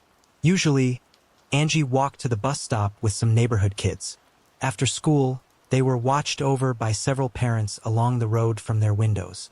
It became a sort of tradition among neighbors to ensure the children safely made their way from the bus stop to their homes. On November 18th, Angie, as usual, went to school and finished around 3 p.m. She took the school bus to her stop with a few neighborhood kids, and they walked home together. The other kids lived closer to the bus stop, leaving Angie alone about halfway.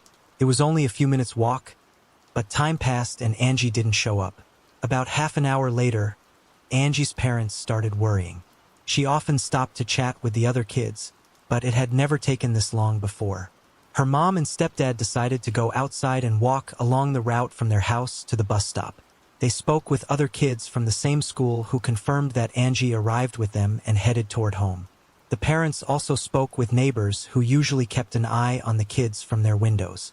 But both women were busy that day and didn't witness anything. Angie's parents and their friends quickly initiated the search.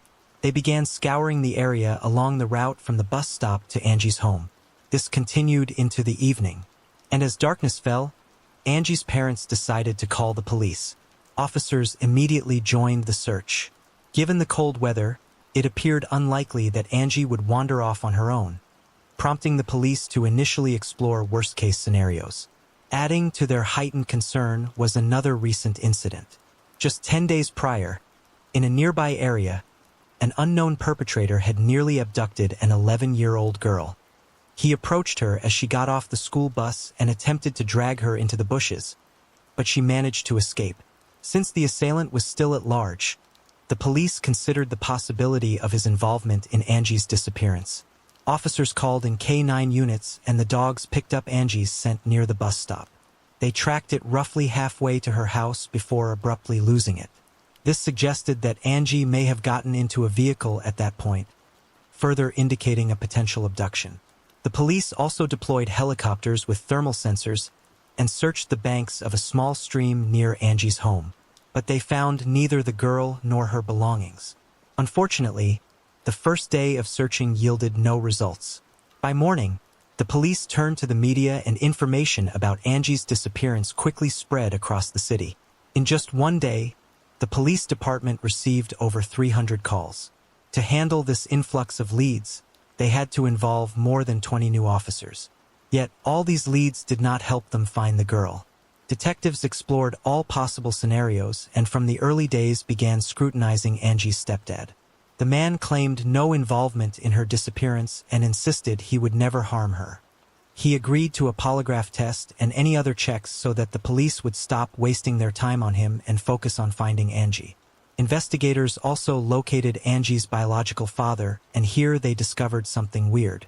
The man had never interacted with his daughter, but according to her mother, he had driven past their house several times, watching Angie play outside. Detectives found this suspicious, but the man had an airtight alibi. On the third day, the FBI joined the case, and the police department shifted even more officers to it. They all understood that something terrible must have happened to Angie. She just couldn't have survived on the streets in such cold weather. At one point, the police received a lead about a possible suspect. Someone reported a strange man slowly driving a blue sedan in Angie's neighborhood. His description matched the account of the girl who had narrowly escaped an abduction just 10 days before Angie's disappearance. Investigators decided to create a composite sketch of this person. It was featured in the news and volunteers distributed thousands of flyers, but the identity of this man remained unknown. Soon, the girl's disappearance made it to national television, attracting even more leads. Police diligently examined each one, but none brought them closer to finding Angie. Due to the heightened attention to this case, psychics quickly got involved, calling Angie's home and sharing their alleged visions. One of them claimed that the girl was alive and even specified a location where she was being held, a large national park, 25 miles from Angie's home, but detectives paid no attention to their words. A $10,000 reward was also offered for any information about Angie's whereabouts, leading to an increase in tips. During the investigation, detectives uncovered a pretty disturbing fact. A few days before her disappearance, Angie told her teacher that she was planning to go on a nature trip with her uncle. The catch was there was no uncle, and her parents had no idea what their daughter meant by that. Investigators considered the possibility that Angie might have known her abductor prior to the incident and referred to him as her uncle in the conversation with her teacher. However, they didn't find anything about this mysterious man. In the following days, detectives made no progress, but everything changed on November 27th. 9 days after Angie's disappearance, a hunter called the police. He had arrived at the national park and spotted a human body in the woods. Upon arrival at the location, the police were confronted with a horrifying scene. There was a body of a girl tied to a tree, missing any clothing, and her head was entirely wrapped in tape, except for her nose. Her hands were also bound with handcuffs. Near the site, there was a bag with items, which helped the police immediately realize they had found Angie's body. Her belongings, including notebooks with her name, were in the bag. The body was handed over to medical examiners, revealing even more shocking details. As soon as they removed the tape from her head, experts found a piece of underwear in her mouth.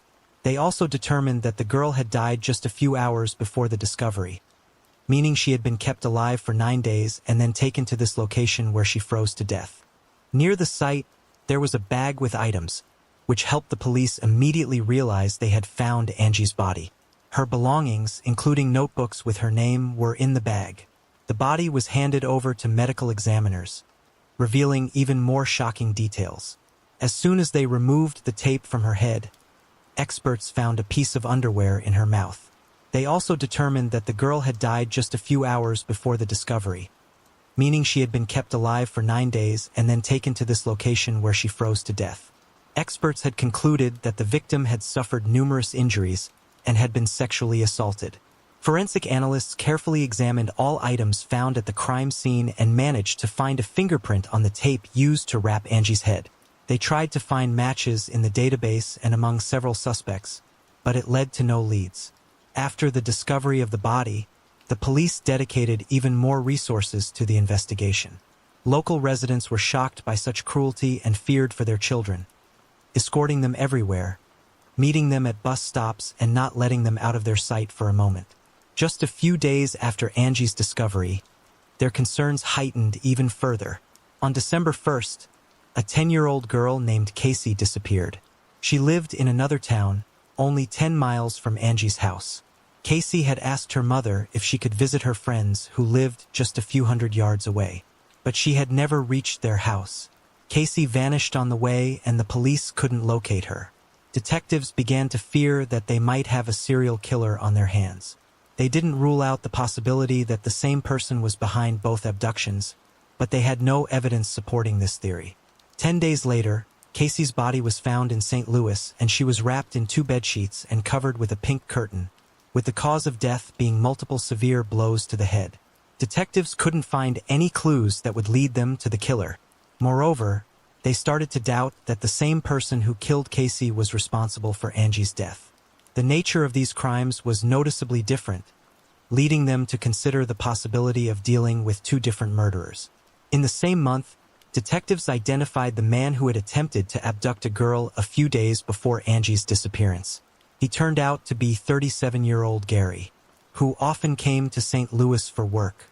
He was immediately checked for involvement in the 2 murders, but the man had a solid alibi. He wasn't in the city during the disappearances of Angie and Casey, although during the investigation, he admitted to assaulting 4 other girls and eventually received a 5-year prison sentence. In February of the following year, detectives had found a breakthrough. When they discovered Casey's body, tire tracks were found nearby. Their photos were handed over to experts who determined that the tracks were left by a pickup truck widely used by a popular car rental company.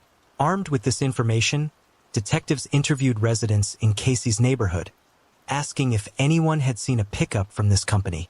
Given that these vehicles were covered with vibrant brand logos, they were easily distinguishable from others. The detectives got lucky. One woman told them that she had seen the pickup from this company near her neighbor's house about a week after Casey's disappearance. Police quickly discovered that there was a woman living with her partner and brother. She claimed that none of them had rented such a pickup and they had no connection to this case. But detectives didn't rush to believe her. They obtained a search warrant for the house and found blood traces belonging to Casey in the basement, along with the murder weapon. Further investigation revealed that the woman's brother, Thomas, had rented the pickup. Initially, he denied everything, but when confronted with the existing evidence, he finally confessed. According to his account, Casey had knocked on his door, wanting to invite his nephews to go to the street with her. He invited her into her house, took her to the basement, and attempted to assault her. When she screamed, he struck her with a heavy object and covered the body with bedsheets. After the murder, Thomas went to work, and upon his return, his sister informed him that she had seen the body in the basement. However, she added that she didn't want to know what happened and demanded to get rid of it as quickly as possible. Casey remained in the basement for a whole week because active searches were underway and Thomas was afraid to move her. When things calmed down a bit, he rented the pickup, took the body to St. Louis and left it there. Thomas was eventually sentenced to death, but he died in prison from illnesses several years later. In connection to Angie's case, he denied any involvement, leading detectives to conclude that these crimes were, indeed, unrelated. The investigation hit another standstill for many months, with fewer and fewer leads coming in. Several years after Angie's murder, detectives faced another challenge, the expiration of the monetary reward for information, raising concerns about a decline in public assistance. However, an unexpected turn came in 2001 when a businessman in the community donated $250,000 as a reward for information on Angie's case.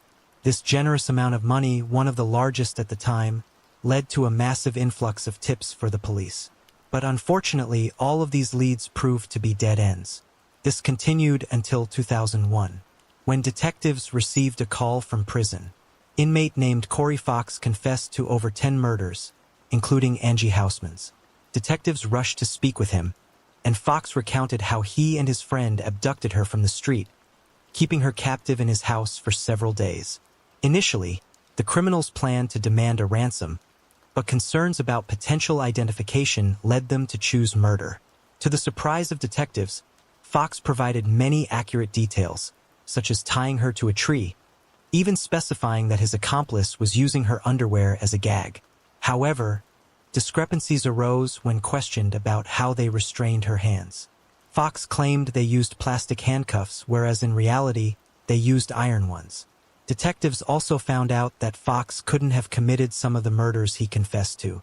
Police concluded that he likely fabricated parts of his confession, possibly drawing information from extensive news coverage on Angie Hausman's case. In the summer of 2002, another event reignited attention on Angie's case.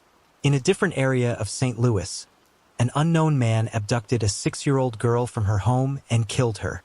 Police initially considered the possible connection to Angie's case, but it turned out otherwise. The perpetrator was apprehended just a few hours later. It was a neighbor who confessed during interrogation. Several more years passed until 2007, when detectives decided to revisit the case. Reviewing the documents, they noticed a peculiar detail. Shortly after discovering Angie's body, police noticed a parked car nearby with a man named Roger Martin inside. When questioned about his presence, Roger claimed he came to the area for hunting. However, upon a brief inspection of his car, the police officer found no hunting gear. This led the new detective team to take a closer look at Roger, discovering his criminal record for offenses against children. Moreover, he had assaulted one of his victims near the location where Angie's body was found. Remarkably, all of these crimes occurred before Angie's death, and this information was in the database. But during that time, the police did not thoroughly investigate Roger, prompting the new detective team to start from scratch. Roger was called in for questioning. He denied any involvement in Angie's murder, insisting he was near the location by chance. Roger added that during the time the girl was left there, he was still at work, although the police couldn't confirm this alibi. Despite a 9-hour interrogation, detectives couldn't reach any conclusive results. They took Roger's fingerprints, comparing them with the one left on the tape from the victim's head. Experts determined they didn't match, leading to Roger's release. While the police refrained from ruling him out as a suspect, they lacked substantial evidence to hold him. There was no progress in the case until 2018, when the St. Louis Police Department formed a dedicated task force. The new detectives aimed to re-examine all existing evidence. With significant advances in technology since '93, they hoped to uncover new leads. The detectives focused on three key pieces of evidence: the handcuffs taped from Angie's head and her underwear used to silence her. Despite repeated attempts since '93, experts struggled to find the perpetrator's DNA on them. Undeterred, they decided to re-examine these items with modern technology. Firstly, they attempted to find DNA on the handcuffs, but it was quite challenging as they were almost entirely covered in the victim's blood. They then turned to the tape from Angie's head, encountering another issue. When they opened the box containing this evidence, they found that the tape had literally disintegrated over the years. Finally, they examined the underwear. Despite having little hope for this particular evidence, as it had been in the victim's mouth for several hours, potentially erasing any foreign DNA, they pursued it as a last resort. Employing state-of-the-art technology, they meticulously inspected every inch of the underwear. And at last, there was a breakthrough. A tiny sample of unfamiliar DNA was discovered, sufficient for analysis. Experts confirmed the DNA belonged to a male, immediately uploading it to the FBI database. In such cases, it's pretty common not to find any matches requiring additional efforts to identify the person. However, luck was on detectives' side this time. As soon as the DNA sample was uploaded, they received a full match. The DNA belonged to 58-year-old Earl Cox, who had been in prison since 2003. Cox had never come to the police radar regarding Angie's case, but his criminal history was substantial. Earl first landed behind bars during his military service in 1982 in Germany. He had a part-time job as a babysitter, until 4 girls reported that he had sexually assaulted them, received an 8-year prison sentence in the USA, and was discharged from the Army. After serving only 3 years, he was released early and relocated to St. Louis. For years later, Earl was arrested again when 2 7-year-old girls accused him of sexual assault. Despite the charges being dropped due to insufficient evidence, his arrest violated the terms of his parole, leading to an additional year in prison. Upon his release in '92, he resettled in St. Louis, where his relatives lived. A year later, he seemingly abducted and killed Angie, but we'll delve into that shortly. In 2002, faced another arrest for running a major anonymous internet platform where predators shared materials depicting child abuse. The FBI had been investigating him for a while, and Earl took the bait when an undercover agent posing as a 14-year-old girl contacted him, expressed intentions to make her his slave, sent money for a bus ticket, and showed up at the agreed meeting place. Instead of a girl, Earl encountered armed FBI agents, resulting in his arrest. On his computer, they discovered 45,000 photos of child abuse, along with evidence that he was the mastermind behind the perverse platform. This information led to the arrest of 60 more individuals associated with the site, marking one of the country's largest operations against pedophiles. In 2003, Earl was sentenced to 10 years in prison, but when his term ended, a judge refused to release the offender, using a legal loophole allowing the detention of individuals deemed a serious threat to children. As a result, he remained behind bars, and in 2019, his DNA matched the sample. From Angie Hausman's case, detectives went to prison to speak with him. However, Earl denied his involvement and promptly asked for a lawyer. The police recognized that the man had little chance of winning the case in court, given the presence of his DNA. But they decided to try something else. Investigators reached out to Earl's lawyer, stating they would seek the death penalty for Angie's murder. However, if the perpetrator confessed, the prosecution would abandon the death penalty in favor of a life sentence. Apparently aware that he would likely lose the case, Earl agreed to the deal. Detectives returned to the prison, where he provided his version of events. It's worth noting that some parts of his story sounded outright implausible, but the crucial thing for investigators was the confession to the murder. Earl claimed that on November 18, 1993, he was driving through the area where his mother and sister lived. His car stalled in the middle of the road, and while he was trying to figure out what was wrong with it, a school bus pulled up and several kids got off.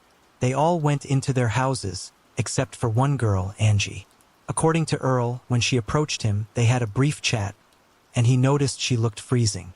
He offered her a ride in his car, and as he claimed, she agreed. He then took Angie to Burger King, fed her and brought her to his home, where he sexually assaulted her for several days. After some time, he decided to get rid of Angie, took her to the location where her body would later be found, and tied her to a tree. Allegedly, she was still alive at that moment. Detectives doubted the truthfulness of certain parts of this story. Angie clearly couldn't agree to go anywhere with a stranger, especially considering she only had a short distance to walk home. Investigators also questioned the car breakdown in Earl's story. He claimed the car stalled, but as soon as Angie approached, the car surprisingly started again. More likely, the perpetrator noticed Angie and immediately decided to abduct her. He could have lured her into the car with some lies or even threats. It appeared much more realistic than Earl's version. Nevertheless, detectives obtained what they needed: the confession to the murder. In August 2020, he appeared before a judge who sentenced him to life imprisonment without the possibility of parole. Unfortunately, Angie's mother did not live to see this moment. She passed away from cancer in 2016. Her husband, Ronald, told reporters that Earl should have been tried for 2 murders because he held him responsible for his wife's death. After losing her daughter, she lost all interest in life and essentially died. As for Earl, his story didn't end with the verdict. The prosecutor wanted to review the case of sexual abuse involving 2 7-year-old girls, for which the offender faced no consequences, serving just a year in prison for parole violation. Police reached out to one of his victims, now an adult, asking her to testify against Earl. The man, already destined to spend the rest of his life behind bars, admitted his guilt, and he was sentenced to an additional 10 years in prison. After the sentence was announced, his victim spoke in court. She expressed that despite Earl's heinous crime, she would lead a happy and fulfilling life while he rightly fades away in prison.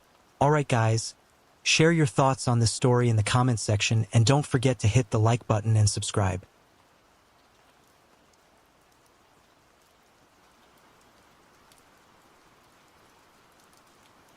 A young girl left her home and vanished without a trace. The search for her quickly became one of the largest in American history. Over the investigation, detectives faced numerous shocking twists, and the quest for answers spanned a whopping 62 years until they finally uncovered the truth. Candace Rogers, who went by Candy, was born on July 18, 1949, in the American city of Spokane, Washington. She was the only child in the family, and shortly after her birth, her parents divorced. Her father stayed in the same city, so they spent time together pretty often. Candy was a typical, lovely child who enjoyed strolling outside with her friends, spending time in nature, and playing with her dog. She also had dreams of joining the Campfire Girls, a popular organization in those days, similar to the Boy Scouts, but exclusively for girls. They learned various useful skills, went on hikes, and enjoyed their time together as a group. In 1959, when Candy was 9, she finally had the chance to join this organization, and she was thrilled about it. One of the Campfire Girls' responsibilities was selling mints. The organization provided them with boxes of sweets, and they had to go door to door offering residents to buy them. On Friday, March 6th, Candy was supposed to do this after school. She returned home, had dinner, played with her dog, and around 4 p.m., she took about 8 boxes of mints and headed out. Candy planned to walk through nearby streets and offer sweets to her neighbors. Other girls were also supposed to visit houses in this area, but they had pre-allocated streets to avoid overlapping and offering sweets to the same people. A few hours later, her mom began to worry as Candy still hadn't returned. She was supposed to be home by 6 p.m., but she was clearly delayed. With darkness falling, her mom decided to go out and search. Accompanied by Candy's grandfather, they walked the streets of their neighborhood, but Candy was nowhere to be found. Soon, some family friends and neighbors joined the search, wanting to help. But despite their efforts, they couldn't find any traces of Candy, so her mom decided to call the police. By that time, the streets had already darkened, and it had become increasingly clear that something bad might have happened to Candy. The police quickly joined the search, starting by questioning all the neighbors. They soon discovered that Candy had only sold 1 box of mints. This indicated that something might have happened to her shortly after leaving home. but one resident claimed to have seen the girl on a nearby street around 6:30 p.m. This was weird because by that time, Candy's mom was already out searching for her. Candy's grandfather also shared strange observations. When he went in search of his granddaughter and arrived on the same street, mentioned by the witness who saw the girl, he almost got struck by a speeding car that even hit the curb. Unfortunately, he didn't see the license plate, but remembered it was a green 1953 Ford. Police distributed a description of the car, but weren't able to track it.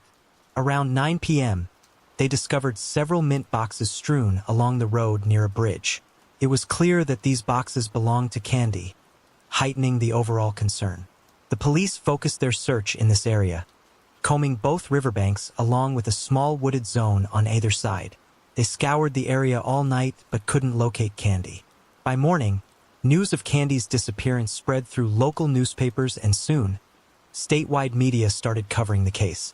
In 1959, child disappearances near their homes were unusual because it happened extremely rarely.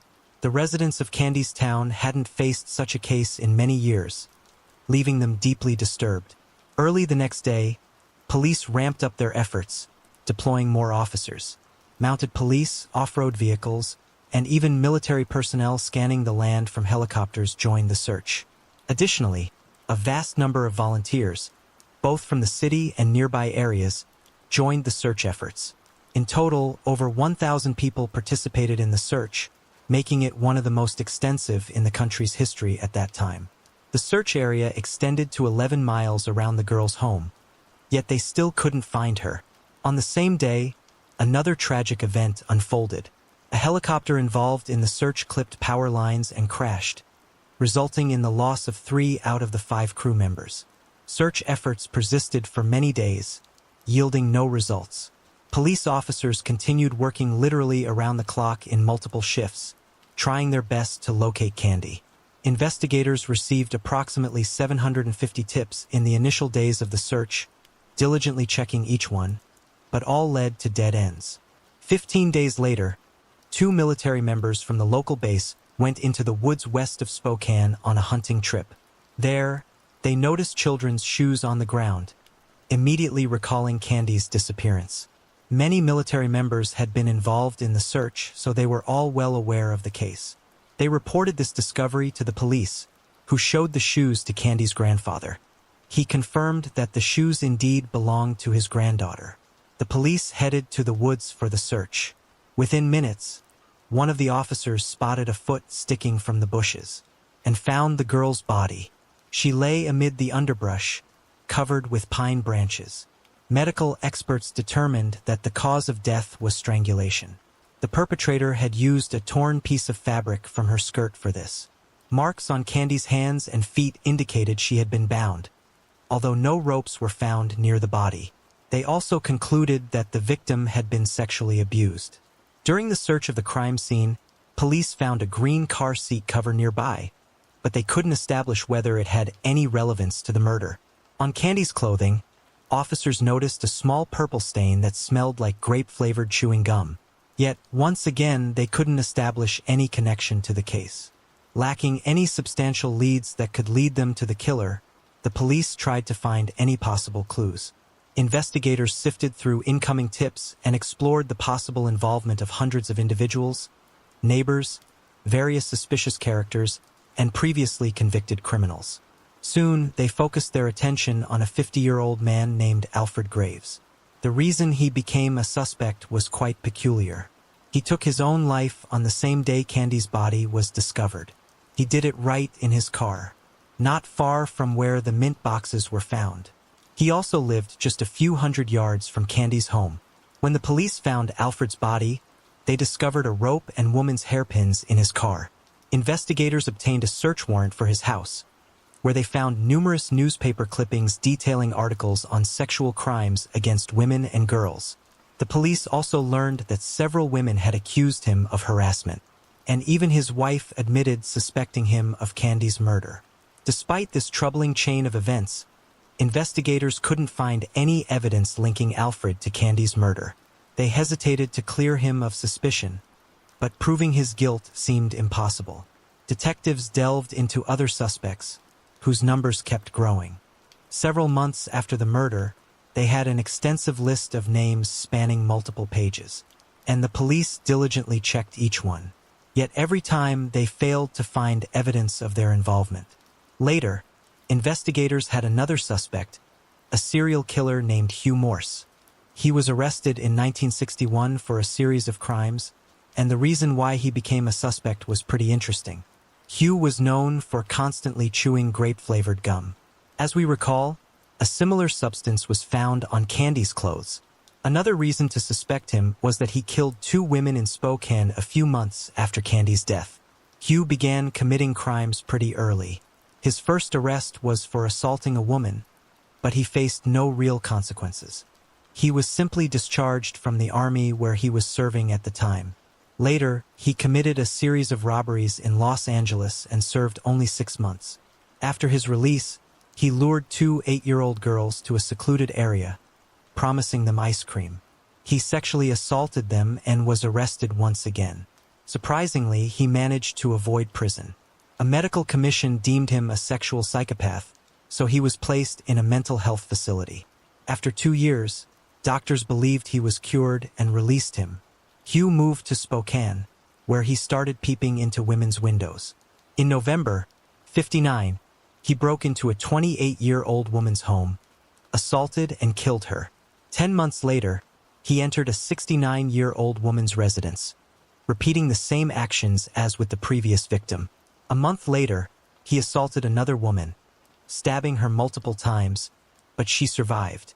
After these crimes, he left the city and over the next few months, committed numerous other offenses, attacking women and girls with a knife, sexually assaulting them and killing 2 more victims.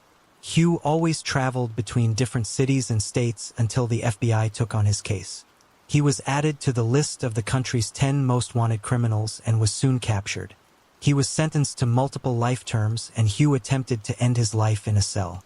However, he was saved by the guards and continued to serve his sentence. Detectives in Candy's case repeatedly visit him in prison, but the man denied any involvement. He also went through a polygraph test which indicated he was telling the truth. However, this tool carries no weight in court due to its questionable accuracy.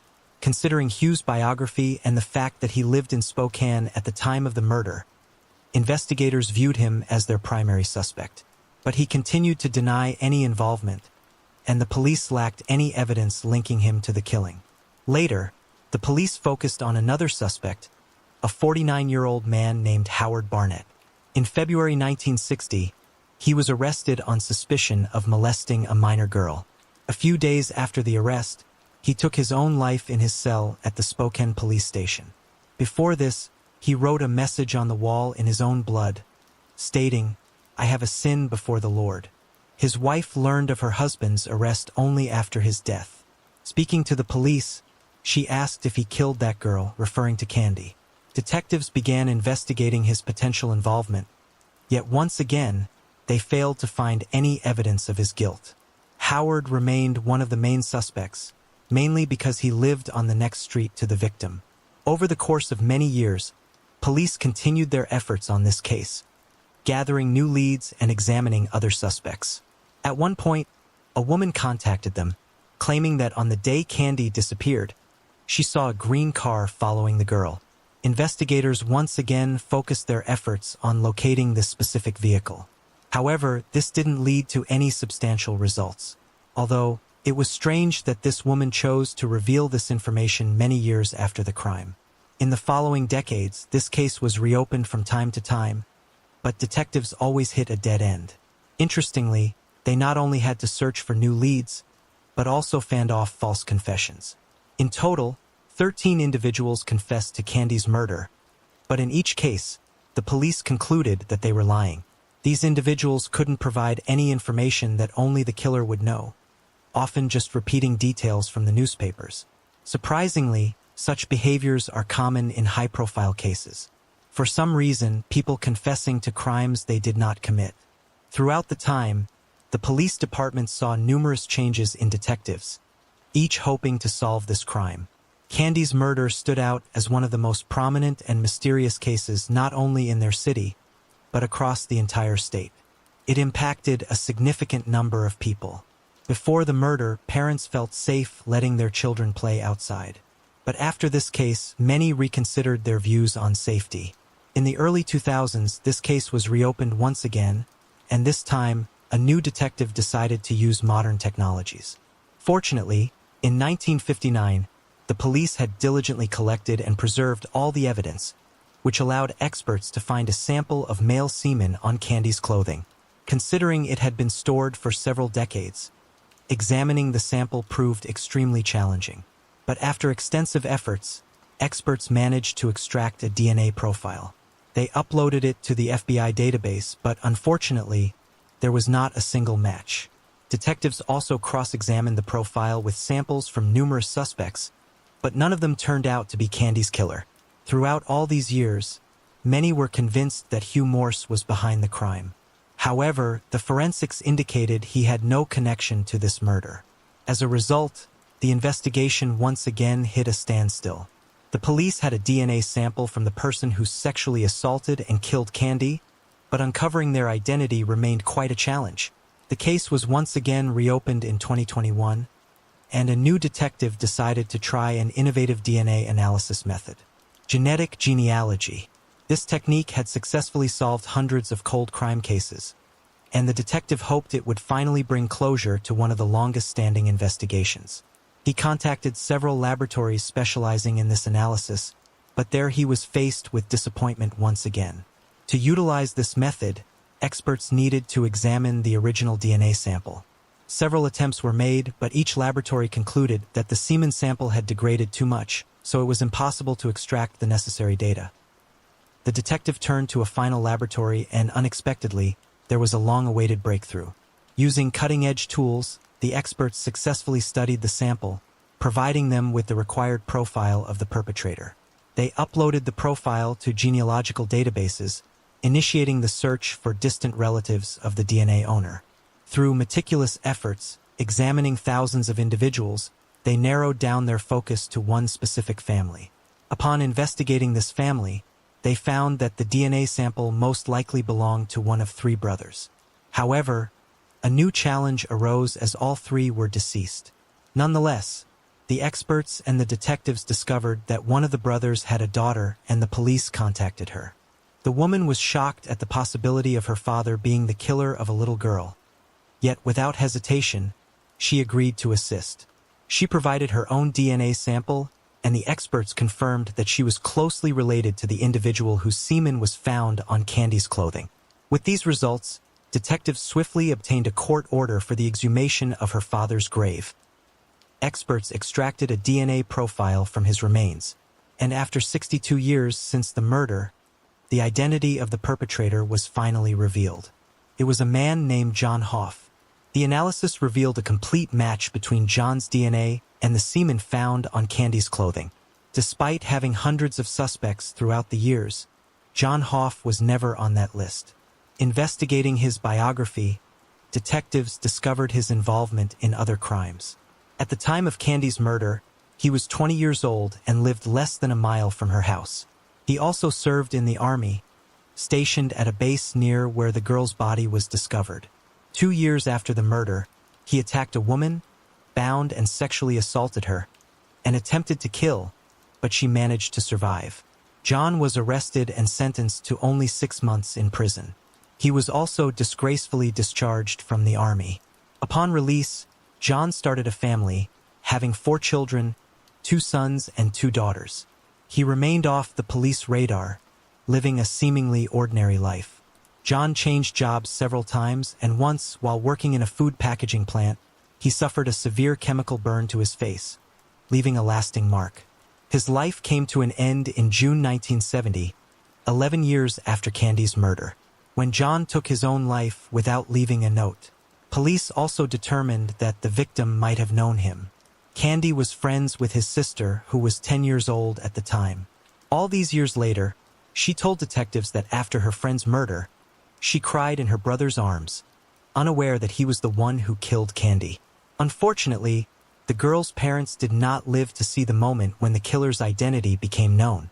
Candy's mother passed away in 2006, and her father took his own life in 1963, 4 years after the tragic event. The reason for this remains unknown, leaving only speculation that he couldn't cope with the loss of his own daughter. Nevertheless, this case was finally solved, marking it as one of the longest investigations. Over 62 years, it involved not just different detectives, but different generations. During the press conference where the police announced the name of the killer, only one officer who worked on the investigation in 1959 was present. He thanked God, allowing him to live such a long life and eventually learn the truth. As for John's daughter, initially she couldn't believe that her father committed such a heinous crime. Later, she accepted this fact, calling her father a monster who took the life of an innocent girl. She expressed regret that he was not held accountable during his lifetime. Interestingly, John took his own life exactly when his daughter turned 9, the same age as Candy. Whether there's any connection remains unknown, and we may never find out. Alright guys, share your thoughts on this story in the comment section, and don't forget to hit the like button and subscribe. Thank you for watching.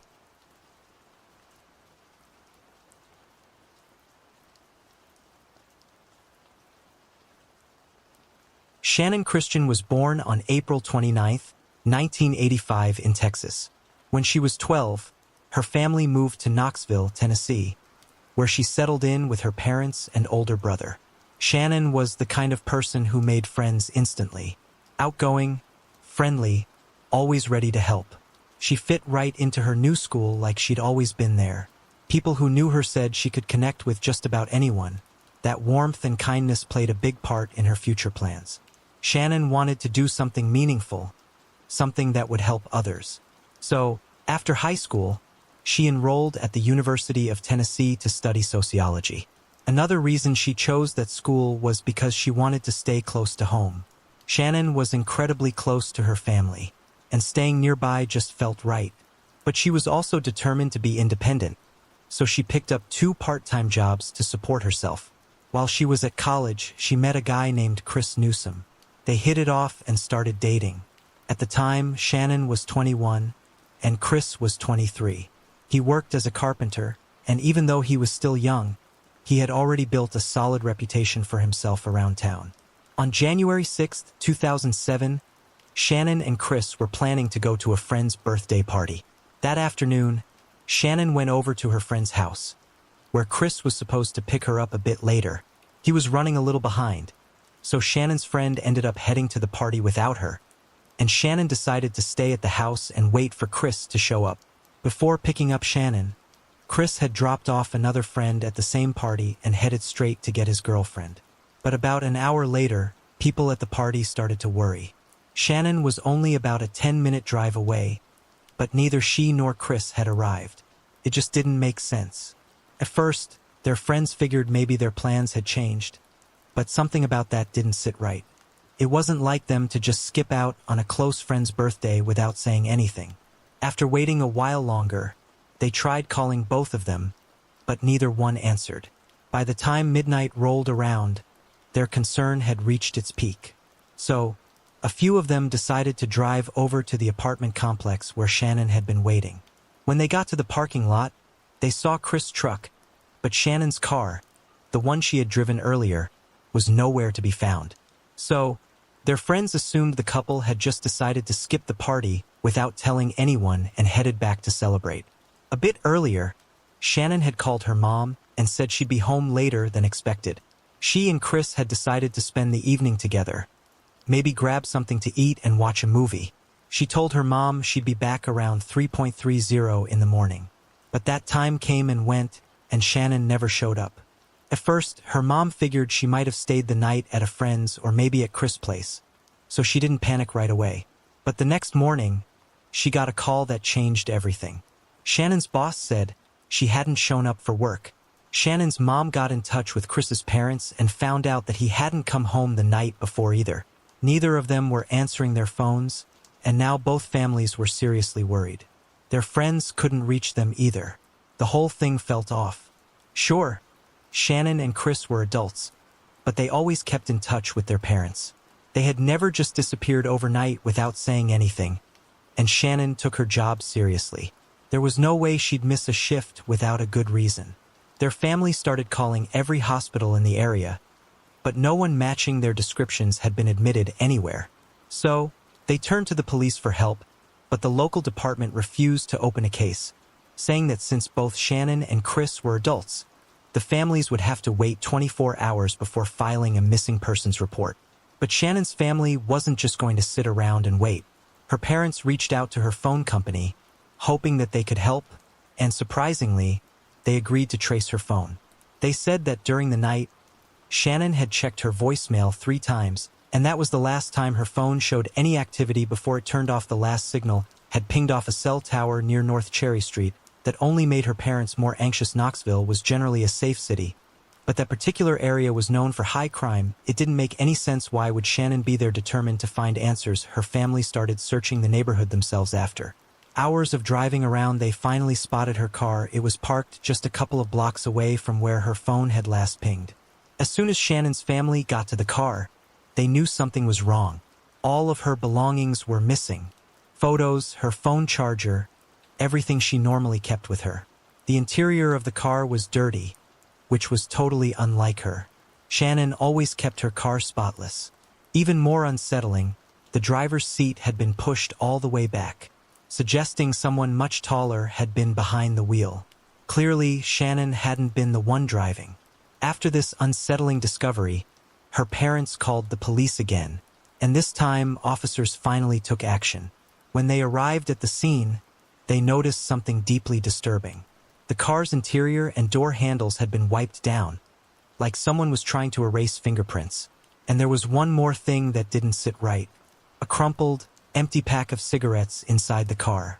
The problem was, neither Shannon nor Chris smoked. All signs pointed to the car possibly being stolen, but investigators still had no clue where Shannon or Chris were.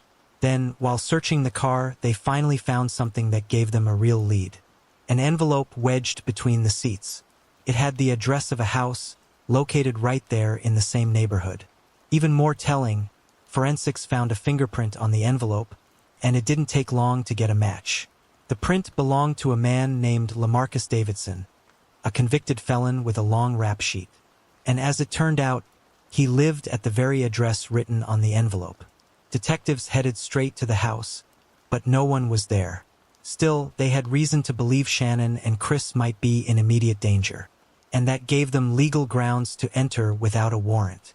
The inside of the house was a mess, but police immediately spotted Shannon's purse, her shoes, and a few other personal items. They also found Chris's baseball cap and his driver's license, but the most horrifying discovery was waiting for them in the kitchen. When one of the officers lifted the lid of the trash can, he found something wrapped in a piece of cloth. Underneath it was a human body. It was Shannon. The case was immediately reclassified as a homicide investigation. Her body was sent to the medical examiner, and detectives were now focused on 2 urgent questions. Where was Chris? And where was LaMarcus Davidson? And they didn't have to wait long for one of those answers. Right after Shannon's body was found, police got word from another department. Nearly 2 days earlier, a railroad employee had discovered the body of an unidentified man near the train tracks. At the time, no one had been able to identify him, but now detectives suspected it might be Chris. And soon, a DNA test confirmed their worst fears. The examination of Shannon and Chris' bodies revealed a truly horrifying picture. They both had numerous injuries, cuts, bruises, and signs of abuse. It was also clear that they both had been sexually assaulted. Chris died from multiple gunshot wounds, while Shannon's cause of death was determined to be suffocation. Forensic experts found biological evidence on Shannon's body that matched LaMarcus Davidson. His fingerprints were also discovered on the trash bags used to wrap her remains.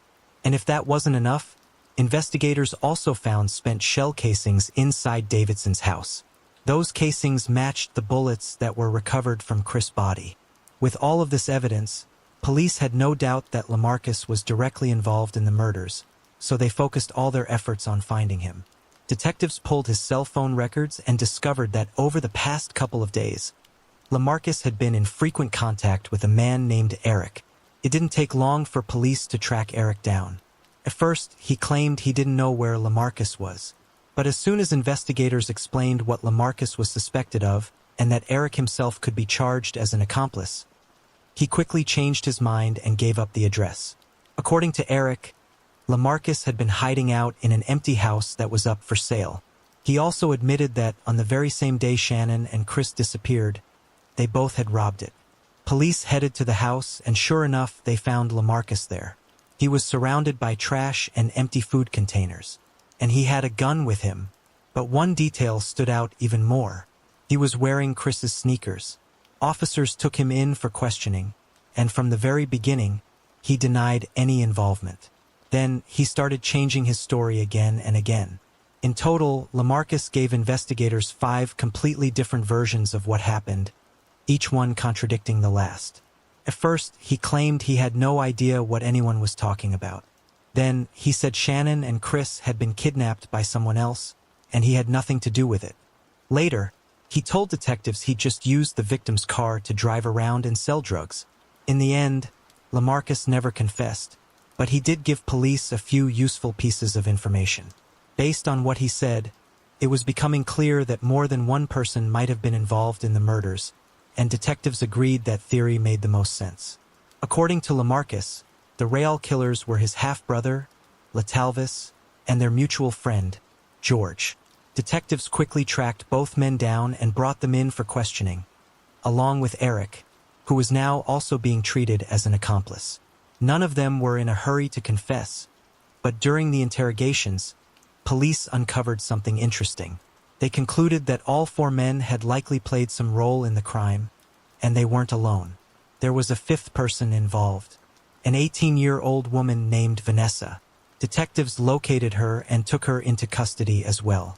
With all 5 suspects now under arrest, the questioning continued. Eventually, they all started turning on each other, pointing fingers and telling stories that shifted the blame away from themselves. But even with their conflicting accounts, the growing pile of evidence helped detectives piece together a picture of what really happened that night. Based on everything investigators gathered, Lamarcus seemed to be the ringleader of the group. He was mainly involved in selling drugs, and that night he planned to steal a car to use for deliveries. He brought along 3 accomplices plus Vanessa, and they went out looking for the right vehicle. As they were driving through a residential complex, the same one where Shannon was waiting, they spotted her car. She was sitting inside, and Chris was standing next to it. That's when they decided not just to steal the vehicle, but to abduct the couple as well. They forced Shannon and Chris into the car at gunpoint and drove them to Lamarcus' house. According to DNA evidence, both Lamarcus and Retellings secretly assaulted the victims, and the abuse went on for hours. On top of that, they subjected the couple to other forms of torture and humiliation. By early morning, the attackers led Chris out of the house and took him to the railroad tracks, where they shot him multiple times and left his body there. Then, they returned to the house and continued tormenting Shannon. She remained alive for nearly 2 full days. During that time, her friends and family had already started searching for her, though her car hadn't been found yet. Eventually, they killed her too. Her body was stuffed into a trash can and left inside the house.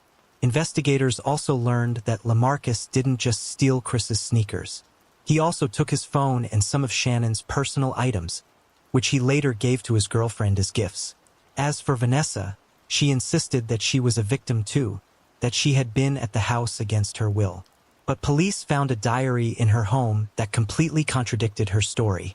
In it, Vanessa described the day as a wild adventure and wrote that she genuinely enjoyed the experience.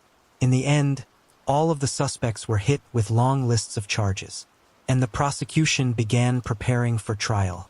It took more than 2 years to get everything ready, and during that time, the defense attorneys managed to have the trial moved to a different county. The reason was simple. The case had caused a massive public outcry in Knoxville. People were horrified by what had been done to this young couple, and the defense argued there was no way their clients could get a fair trial in that city. Eventually, the court agreed, and the venue was changed. The first to go on trial was Eric. Throughout the investigation, police were never able to find solid proof that he had directly taken part in the murders, but they did uncover enough evidence to show that he knew what was going on. In the end, He received the maximum sentence for the charges against him, 18 years in prison. Next came the trials of Lamarcus, Letalvis, and George. In a desperate attempt to defend them, their attorney claimed that Shannon and Chris had willingly participated in the horrific abuse they were subjected to. The jury, of course, didn't buy that ridiculous story for a second, and all three men were found guilty.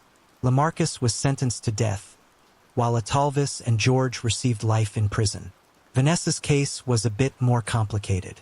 At first, she had been granted immunity in exchange for testifying against the others, but the court later ruled that her immunity only applied to the carjacking charges, not to the charges related to the murder and sexual assault.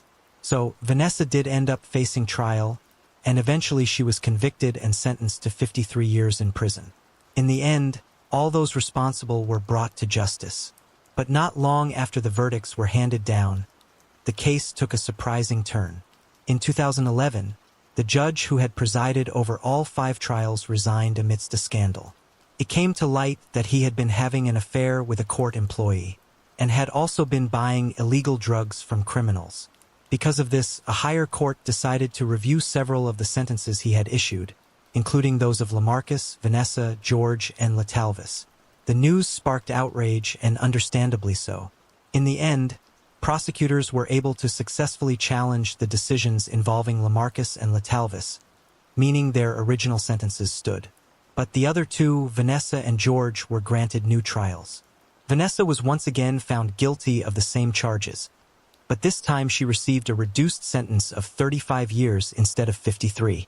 George also got a lighter sentence, which made him eligible for parole after serving 51 years.